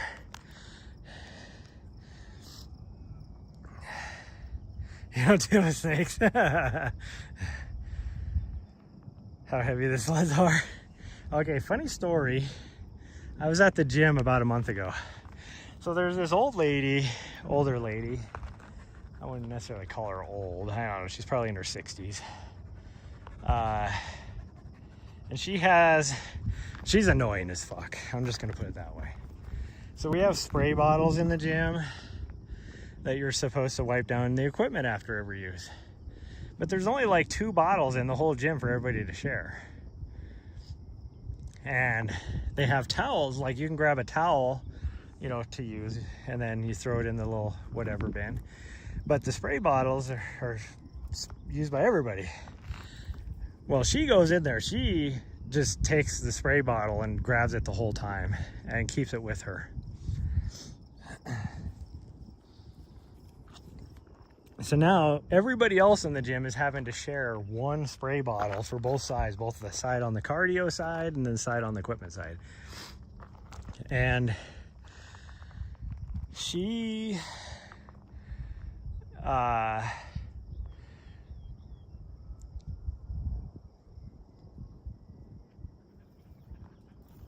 like watching her do exercise, I mean, at least she's in there doing something, that's all I can say. But watching her do exercise is just like, what are you doing? Like, one, she doesn't use the equipment properly. Like, she does an exercise on a piece of equipment that's not what the equipment was designed for. It's like there's an assisted dip machine and she will put some weight on the machine. Yeah, see, you're all hot. So we're gonna head back, and I guess I could give you a little bit of my water because I probably won't have it all. But she'll take that, I think this is the way I'm supposed to go, but it looks completely different because there's new deadfall. All these old burnt out trees are falling over more. I think that's what way I was supposed to go. I don't know. I'll just follow her. She can find her. She'll show us the way. Oh, these are those ones with the yellow flowers that I was talking about. I think they're called donkey ears or whatever. So there's a few of them up here. Anyway, so I have to watch her do that. She's just annoying. This lady's just annoying. But anyways, because she goes in there and acts like she owns the gym. And she's not even because this is for military people only. I think we want to go this way, sweet girl. So you can be like a active military, a veteran, retiree, like something like that, or a dependent of one of those people. But she's a dependent of somebody. I'm guessing her husband used to be in the military. Oh, see, somebody made a cairn right there to mark this is the way to go. Anyways, a month ago, she brought, I'm guessing, I don't think it's her grandkid. I think she had kids later in life, so this is actually her kid, because he looks like he's 16, you know, probably. Maybe it is her grandkid. Now that I think about it, because if she's like 60-something, she'd have to have kids way late in life. Anyways, So she definitely had an influence over this kid, because then he goes and grabs a freaking spray bottle and carries it with him. Now, like I said, there's usually only like 2 of them in the whole gym. Occasionally there might be 3 or 4. It depends on the time of the week you've got there. This is not the way. Yeah, this right here blocked the way you normally go. I'm just gonna go this way. Oh.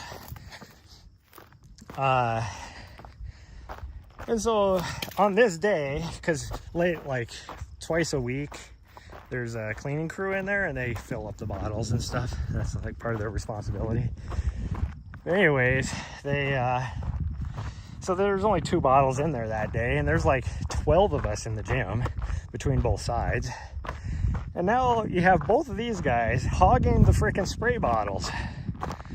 And then to make it worse, because there's no other spray bottles, one guy couldn't clean his machine, and you should have seen the look she gave him. Like, aren't you gonna clean that? No, Karen, I'm not, because you're hogging the fucking spray bottle. Like, freaking idiot. But anyways, long story short, this kid doesn't have a clue on what he's doing either. And I hate being that guy that goes over and like tries to give advice in a gym, because, you know, you do you, whatever, you're at least doing something. And I'm no expert, but I'm more of an expert than this kid was, that's for sure. So I'm watching him do stuff, and he was like, no matter what exercise he did, he was putting on way more weight in order to do the exercise properly. So it was like, I watched him doing bench press. And this kid, I mean, he's just this lanky, skinny kid. And he had freaking like, I watched him put 25-pound plates. So that, what is that, 50, 85 pounds? He had 85 pounds on the bar, or 85 pounds total. And I watched him do the bench, and I'm like looking at this kid. I'm like, there's no way you're going to do that. Well, he did. The only reason why he did is because he only went down. He bent his arms like at a 45 and then put it back up again. And then he was like, well, that was easy. So I watched him take the 25s off, put the 35s on. Did the same thing. And then he was like, oh, I'm going to go put 45s on now. Put that on, did the same thing. It's like, yeah, you're only going down like 6 inches. Go down a full rep. And you won't have that, or, you know, one, you're going to be properly working the muscles, but 2, you're not going to do that much weight. And so I watched him do he went over to the dip machine, and he, not the assisted weight, like the assist weighted dip machine, just the dip machine, the dip bar, I guess you could call it. And I watched him do dips. Again, he's only dropping down to like a 45-degree ankle with his elbows and then back up. And I watched him like knock out a set of 8, and he was like, yeah. And I'm watching this kid, and then I watch him go over, and he gets the belt to attach weights, like attach plates on. And he grabs, again, like a 35-pound plate, and then he does the exact same thing where it only goes down like 4 inches. And then he goes and grabs the 45-pound plate, puts it on, and he must have got a little bit tired, because after like the second rep, then the amount of weight made him go down all the way, and this dude collapsed with that much weight on there. And I'm like, yeah, that's how you're supposed to properly do a dip, dude. Like, you're supposed to go all the way down like that. So anyways, I let this fool do all this stuff, and has those bottles at every machine. Yeah, I wish they did. There's an arch you can do. This dude, like an inch off the bench. Okay, now I went to state bench press championships in high school, and I took second And I took second place to the guy that set the record, the state record that year. And there's no like class divisions. Everybody in high school is competing against everybody in high school. And you were not allowed to put an arch. If you had an arch showing, then you were DQ'd. So I don't know what is going on. What changed to where everybody can have this big ass arch? Because you're not even doing a freaking bench. You're if anything, you're doing a decline bench because you're arched so bad, which is a lot easier than a regular bench. That's why you could never have that arch. But whatever, I digress. But anyways, so speaking of the sled, after I watched this kid doing all this stuff already, I watched him go and grab the sled. And he goes and like doesn't even like, he moves the sled out from the wall a little bit because nobody had used it for a while it was empty. And I watch this kid, he goes and grabs a 45-pound plate, and then he walks over, grabs another 45-pound plate, puts it on there, walks over, grabs another 45-pound plate, puts it on there, walks over, grabs another 45-pound plate, puts it on there. I'm like, you just put 225 pounds on that sled. Like, are you gonna be able to do that? And at least he stopped there. And then I watch him and he's first pushing it, and he like, it took him a long time. He could do like push it a little bit, and once he got like the friction broke, then he would take like, you know, 4 steps, and then it would like, he would run out of gas and it would stop, the friction would take over. And then he'd have to rest a little bit, and then he'd push a little bit more, and then he'd have to rest a little bit, and then he got over to the other side, and I watched him struggling to turn the sled around,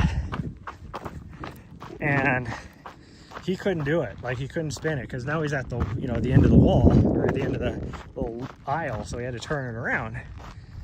I watched him like fighting to spin this thing around, and finally I had enough, and I walked over there and I go, hey, let me show you something.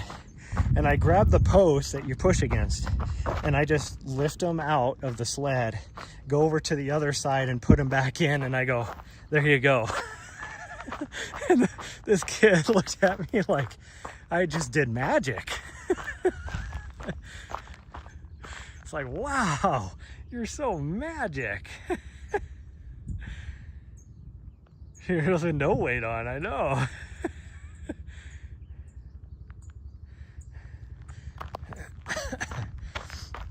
Well, then the funny thing is, he didn't take any weight off. And then he decided he was going to put the straps on and pull it instead of pushing it. And it was hilarious because he had Nike Vomeros on.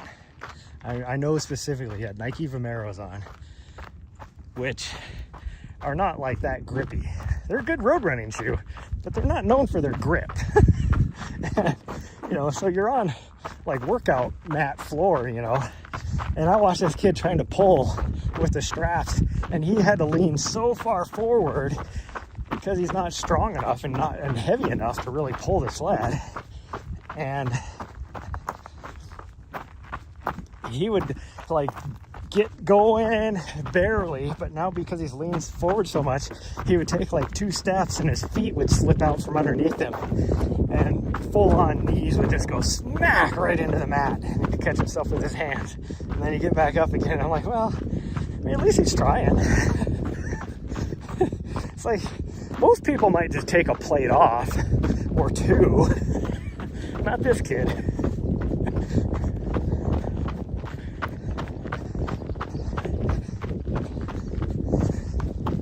But you could tell he was one of those that, he was kind of that dorky looking, you know, kid in high school. Like, I was that kid. I know exactly, you know, and so he was trying to lift and get muscle mass just to, you know, not be made fun of or whatever, you know, type of thing. Be better with the girls. But I can say that even though he was that kind of dorky looking kid, he wasn't a bad looking kid. So if he was to put on some muscle mass or whatever, he probably would be. The girls would probably love him. So I get it. You do you, buddy. You do it.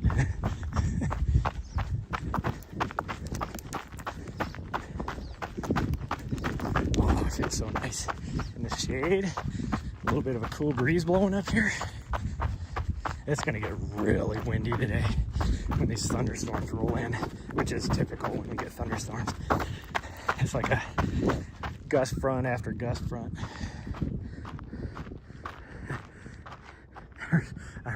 I'll respect the effort. Exactly.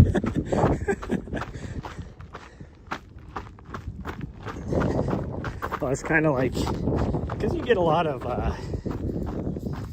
so it's a National Guard base out here. And so the way the National Guard works is you can enlist. They have what they call a recruit sustainment program. So before you ship, you can be in the Guard up to, I think, 1.5 years before you actually go to basic training. And you see that quite a bit with, so you'll see juniors in high school, they will join, you know, if they're 17, they get their parents to co-sign, and they'll join the military or join the National Guard. And then that first summer, they go to like basic training in between their junior and senior year, and then after they graduate high school, they go to their advanced individual training. They're the only, them and I think Army Reserve can be what they call a split option. So you do basic training at one time, and then later on you do your AIT, but you have to do it within a certain amount of time. I think it's 18 months. Anyways, while they're in this recruit sustainment program, so they're not in an actual unit, they haven't been given their unit assignment, any of that kind of stuff. Like they have one earmarked for them, but they're not in that unit. And so because they are in the military now, they're in the National Guard, they have a military ID card. So they can go out to the gym out there, and you'll see a lot of them that'll do that. Now, typically a lot of them will have their recruiter with them, or their, what they call cadre. It's kind of like a drill sergeant for the recruit sustainment program. They'll be like, if they have some kids that can use a little extra help, you know, they go out of their way. Like the cadre are usually really awesome, and that's why typically your National Guard soldiers are typically your honor grads at basic training and AIT because of this whole program. They have a one-up on their active duty counterparts. And it's because the cadre do awesome. They want them to succeed. You know, the recruiters are all about, they just want the number, you know. They get paid by the numbers, basically. They have a quota they have to get. The cadre, they're all about, their whole mission, they get paid to, like their assignment is to ensure the success of these recruits. And so a lot of times you'll see them in there, they'll be like, hey, on Tuesday, why don't we meet at the gym and we can work on some stuff, you know, just to help you get successful. And so you see that a lot. And then after they've done that a few times, then, you know, they don't need, after they've been shown what to do, they don't need the cadre to be there. They can just show up and do it. And so you get that every now and then. And that happened, I saw that a couple weeks ago before I left for Cocodona when I was in the gym. There was very clearly two recruits in there. Just these tiny, skinny, lanky high school kids. And you can see them in there lifting, and it's fun to watch, I'll just put it that way. Now, they weren't doing anything wrong. They were using proper technique, all that kind of stuff. But it's like, everybody starts somewhere. So I get that. I'm not making fun of how that they weren't doing much weight or anything like that. Like, they were bettering themselves. But also it's like, it's more of a, oh, I remember when I was doing that, you know, type of thing, instead of not like making fun of them. It's just like, oh, I remember when I could only do the bar on the bench, you know, type of stuff. Or a 5-pounders on each side of the bench. Now, granted, I was in the 8th grade, but I remember when I was doing that. Because, like I said, I mean, I went to my senior year of high school, I went to the state bench press championship. Same height as I am now. I have not grown an inch, a mere fraction of an inch since I graduated high school. I was 6 foot then. And I went to the state bench press championships in the 147-pound weight class. I weighed in at 146.2 or something like that. And I benched 295 pounds. The guy that took first broke the state record, and this guy was a junior in high school. When he was a freshman, he was in like the 120 some weight class, and he broke the state record as a freshman. And then he bumped up a weight class, broke the state record as a sophomore in that weight class, and then he just happened to bump up another weight class, and so now he's in my weight class and broke the state record. The dude did 345 pounds as a 147-pound person. I'm like, but if you saw him, you'd understand why. This kid was like 5 feet tall and like just massive chest and arms and stuff because he was so tiny stature-wise. So I mean, he only had to bench like his full arm movement was only like 4 inches, you know, because his arms were so short versus me being 6 foot tall.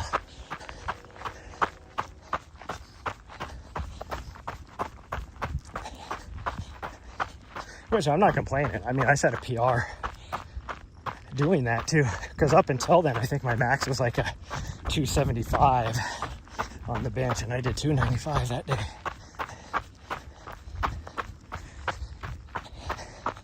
And to this day, that's the most I've ever benched. I've never benched any more than that ever, even though I would say I have more muscle mass. Well, not now, but I'd say like 6 years ago I had more muscle mass, but I wasn't about, maybe more, and more muscle definition, maybe might be the more proper way. I did have more muscle mass, but also had more definition.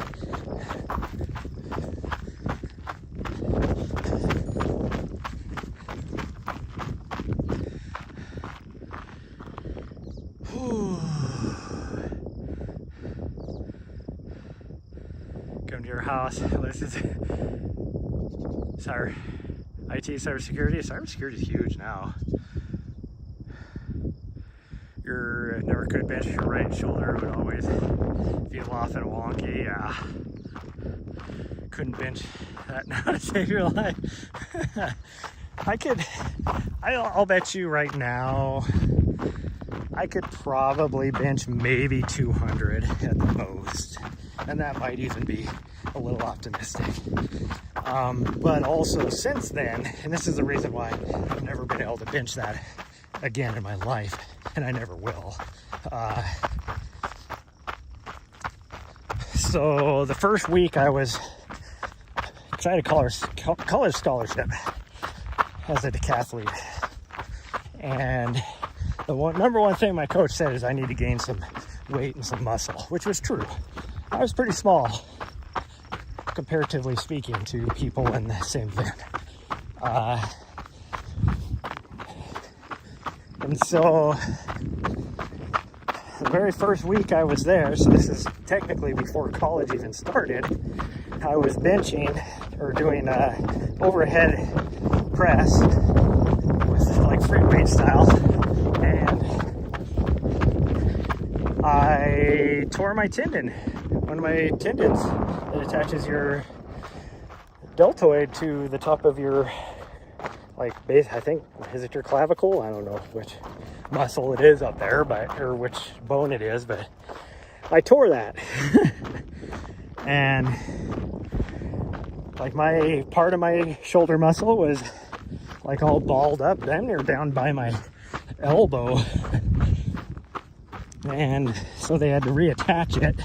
And ever since then, I can't move that shoulder the same. And so it's the same thing. If I do too much weight, I can feel it. Like if you see me standing in front of you, you'll notice that my right shoulder is lower than my left shoulder.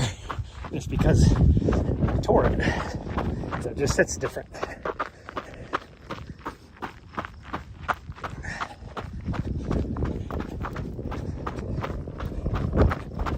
And that's why, like, later on when I injured my shoulder in the military, because it was a pre-existing injury, I was never able to, like, I passed the physical in order to come in to the military because it was all fixed and everything, but because it was a prior existing injury, I can't ever claim anything for it, even if the military made it worse. They will never approve it.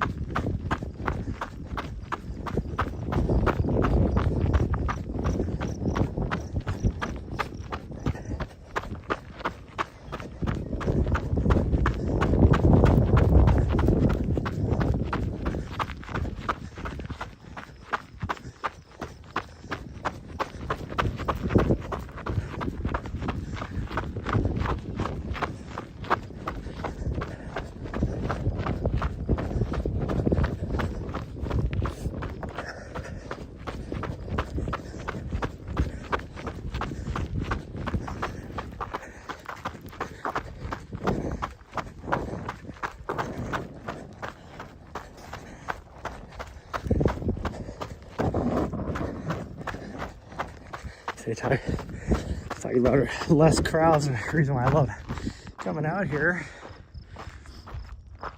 Legs, but dumbbells are okay for bench work. Barbell, not so much. Yeah, anything I do upper body anymore is related. It's strength work related to being able to have endurance as an ultra runner. That's all it strictly is. So it's movements you'll use as a ultra runner. So if you're using poles in order to have proper pole technique and stuff. Like if you've never used poles and you decide I'm going to go run a 50K and I'm going to use poles or 100 miles, you get a lot of people and they never train with the poles or anything like that. Their arms are going to be so freaking sore afterwards, and their shoulders and everything. So I always do strength work just to maintain that. So I could just jump out in a race and use my poles and be fine. Now typically I won't use poles unless it's like something crazy steep or long.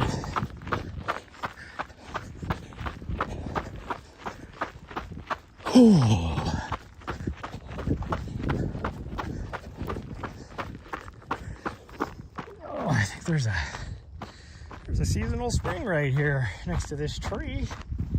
Go check it out.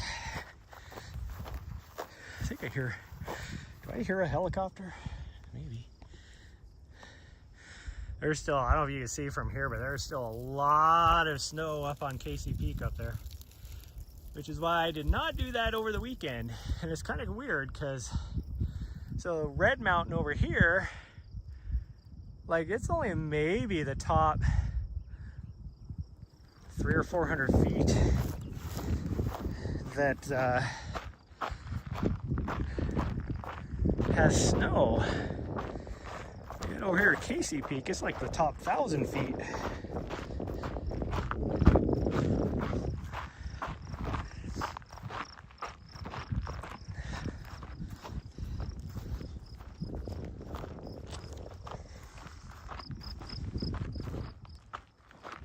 Oh, it's hot out here. Out here in the full exposure, and there's not really much of a breeze here. At least up there on the side of the mountain, we could feel a breeze.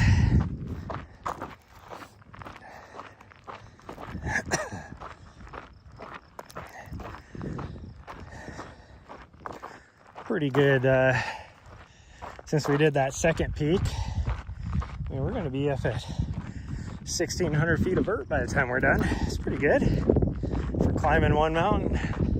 I mean, did 2 peaks on the one mountain, but whew. We gotta climb up this little knob, and then there's another little knob right there we gotta climb up, and then it's all downhill. Although if there's nobody on that lower loop trail, we'll do that as well, which we might get maybe 20 or 30 feet of vert on that, I guess.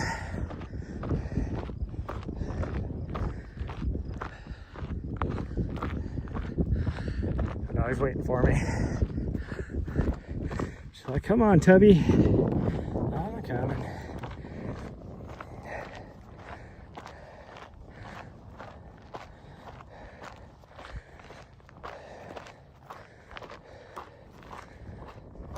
Whoo-wee.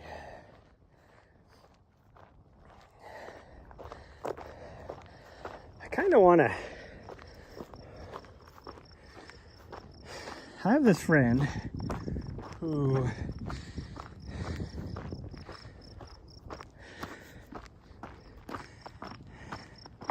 I would love to have pace me at Javelina. And the only reason why I say that is I'm still undecided whether I'm going to try and quote unquote be competitive or not, or if I just want to have fun with it. Either way, if I'm going to be competitive, she's probably the only one that would be able to keep up with me or push me. I mean, she could easily, she could outrun me, let's put it that way. But a lot of my friends, she's probably the only one. And then, but also, if I don't feel like being competitive, she'd also be just a lot of fun to just be out there with. And I think she would have fun too. I think she would enjoy it. And chances are, so there's somebody I know, like she's good friends with another person that I know too. And I'm guessing she would probably go with her too, down there. Not that I need a lot of crew, but I don't need any crew technically. Unless I'm going to be competitive. If I'm going to be competitive, I definitely need crew. Whew. And then I have another friend too that I would love to reach out to that also, again, would also be,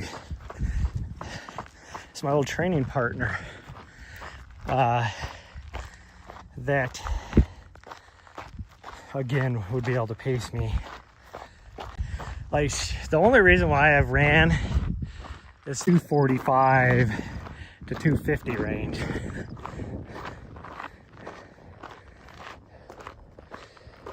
In the Masters category, you see, well, hey, yeah, thanks for stopping by, Raccoon. But yeah, I used to train with her, and it was always funny because she lives in Seattle, and I'd go over there, and you know, a couple times a month on the weekends, and she'd be like, "Oh, are you gonna run with me today?" And typically my answer was, hell no, I can't keep up with you. Like at that time, my easy pace was like a 7:30 per mile. Her easy pace was like 6:30 per mile, you know, type pace on hills. And then she'd be like, "Oh, it's just I'm just doing like an easy run today. It's just my easy pace." And then my next question would be like, "Well, how far are you going?" And then she'd be like, "Oh, I'm just going like maybe 6 or 8 miles." And then my next question would be like, "And by easy pace, you mean?" And then she would always be like, "Well, like, 7.5. And I'd be like, "Okay, I'll go with you." So we'd be running. Next thing I know, she's like leaving me in the dust. And I'm looking at my watch, I'm running like a 5:50 per mile pace. I'm like, all right. Then we get to the next block, and you have to wait for a light or whatever. I get up there and be like, all right, I thought you said you were doing an easy run today. She'd be like, sorry, I got it. Oh, sorry. Nahri just tried to take me out. Then Nahri should be like, yeah, I don't know what got into me. I just started running faster for whatever reason. Geez, you're killing me here. Well, because of running with her, it definitely helped out. And I, to this day, say, if you want to get faster at running, run with somebody faster than you. And she was definitely that. And she's the one that inspired me to, like, she messaged me. I mean, that's probably 10 years ago now. Nah, it wouldn't be 10 years ago. I didn't even start running marathons 10 years ago. So it's probably like 6 or 7 years ago. And she was like, hey, you want to like train with me for the Houston half? And I'm like, well, what would we be training? And she's like, well, I'm shooting for like a 116, which for her wasn't necessarily that fast. She's like, I just wanted to do like a 116. She just wanted to, you know, qualify. That might be the Olympic trials qualification time. I think that's why she was just shooting for that. And I was like, at that time, my fastest half marathon was like a 123 something. That's a huge jump. And I was like, Iris, there ain't no way I can run a 116. And she was like, yeah, you can. And so we did train a little bit, but I couldn't train a lot with her because that's right when I was getting ready to leave to go to DC. But I kept training. Nice girl. And yeah, it was that spring I ran so my fastest half ever was like a 1:16:32. Now that wasn't during a half marathon because since I wasn't gonna be able to run the Houston half, I shifted focus to a marathon. So that was the first half of a marathon, which then fell apart. Not because I was pushing too fast from the beginning, just because I just don't have the endurance to run any sort of speed for that far. I was maintaining that pace up until about mile 20, and then my old friend, my hamstring injury, seizes up on me. And it doesn't matter if I'm running an 8-minute mile pace. Well, back then, I'm a little better now. I can run a 7.5-minute mile pace for 30 miles, even in my current fitness. Well, probably not right now, but before I got injured in that current fitness level, I was not in like super good shape.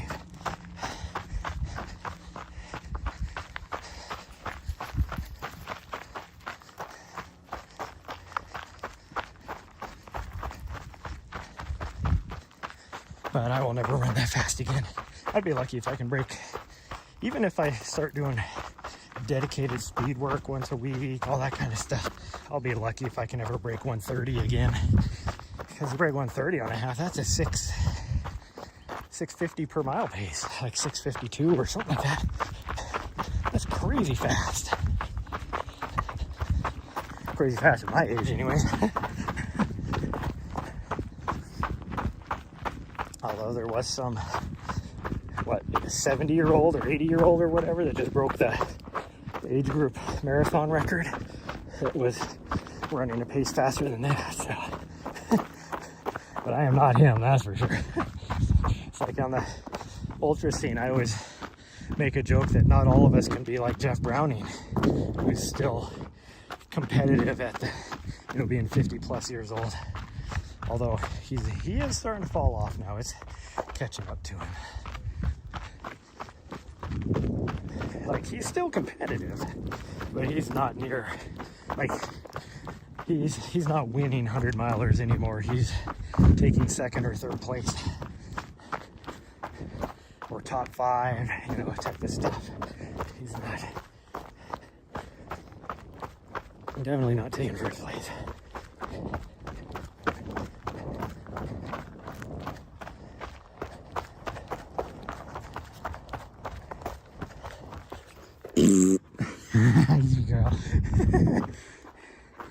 Yeah, you're hot. Should we just go back to the van? I wanted to do the rest of this loop, but it's starting to get warm. What do you think? Let me feel you. You're not too bad. You're not too bad. She's not foamy, so that's good. If she was foamy, then we're definitely going straight back. But she's not foamy, so I don't know. I'll see what she wants to do. She'll be ahead of me. I'll let her choose.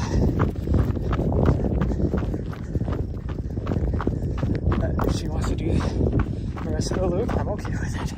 But if she wants to go back, I'm okay with that too.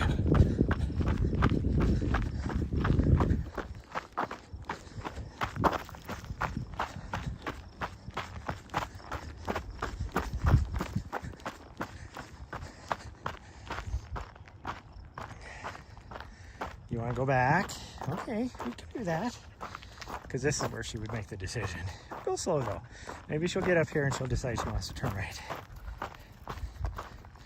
She's wagging her tail, so she's still doing good. She's still happy. She's got the butt swagger going.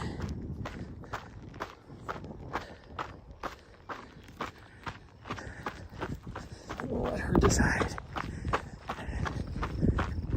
She does. You want to go that way? Okay, we can go. I wish you would have decided back there, though. Yeah, I wish you would have decided back there.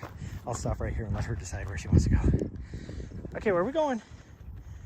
Because she might have just been coming over to the tree. Where are we going? She's just standing right next to me, not making a decision. Okay, we're gonna go back because you seem like you're really hot. I would love to continue on, but you like, she doesn't feel hot. She must be. She's not foamy, so I don't think she's too thirsty. She probably is a little thirsty, but she doesn't really. On the way back, she's been pacing herself pretty good, so. But she keeps standing in the shade, so that tells me that she's hot.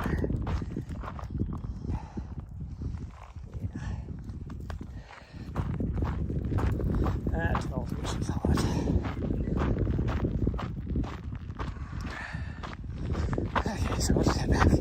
We're not even gonna get 6 miles. We've been closer to 7 if we would have finished the rest of that lower loop. That's okay. About 5 and 5.7 maybe. No, I don't think we're gonna be that. 5.5.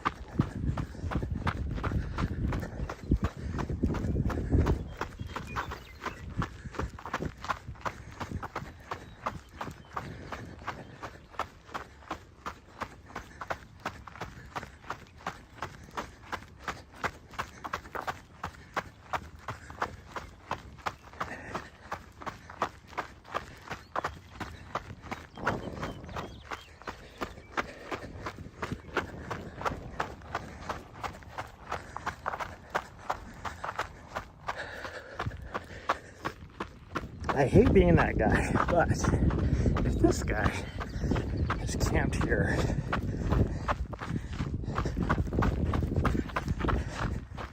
past Thursday of this week, I am definitely calling somebody. I'm giving him the benefit of the doubt that, oh, maybe there's no like a law or whatever. This is BLM land, and so there's no like something that says you can't, even though there is signs. I don't see it anymore on the sign here. There used to be a sign that said no camping. So maybe he ripped the sign down, I don't know. But giving it the benefit of the doubt. Okay, there's nothing that says you can't camp at the trailhead. I mean, you're not supposed to camp trailheads anyways, but you can't camp at the trail. So I'll overlook that.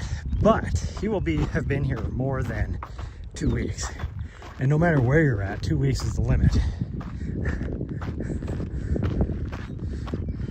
And that 2 weeks, I can guarantee, like I can't tell before that because I got back from Arizona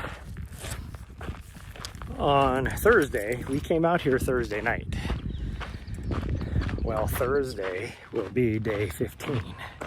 So if he's still here after that, I am definitely saying something. I have the BLM's number because I'm trying to get a permit out here for a race. So I have direct contact with the office.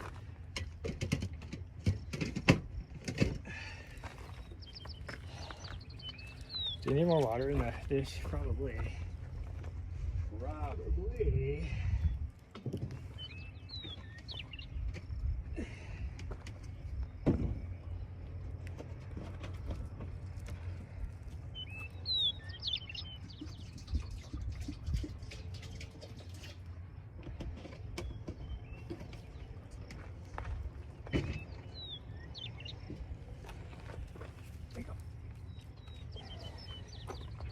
You want any water? Yeah, see, I figured you probably weren't thirsty. I figured you were probably just hot, not thirsty. Which is the case.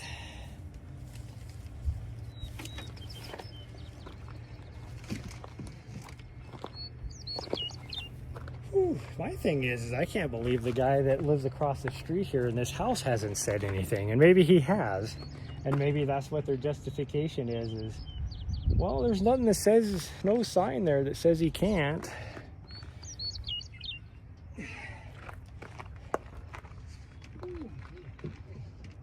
So what?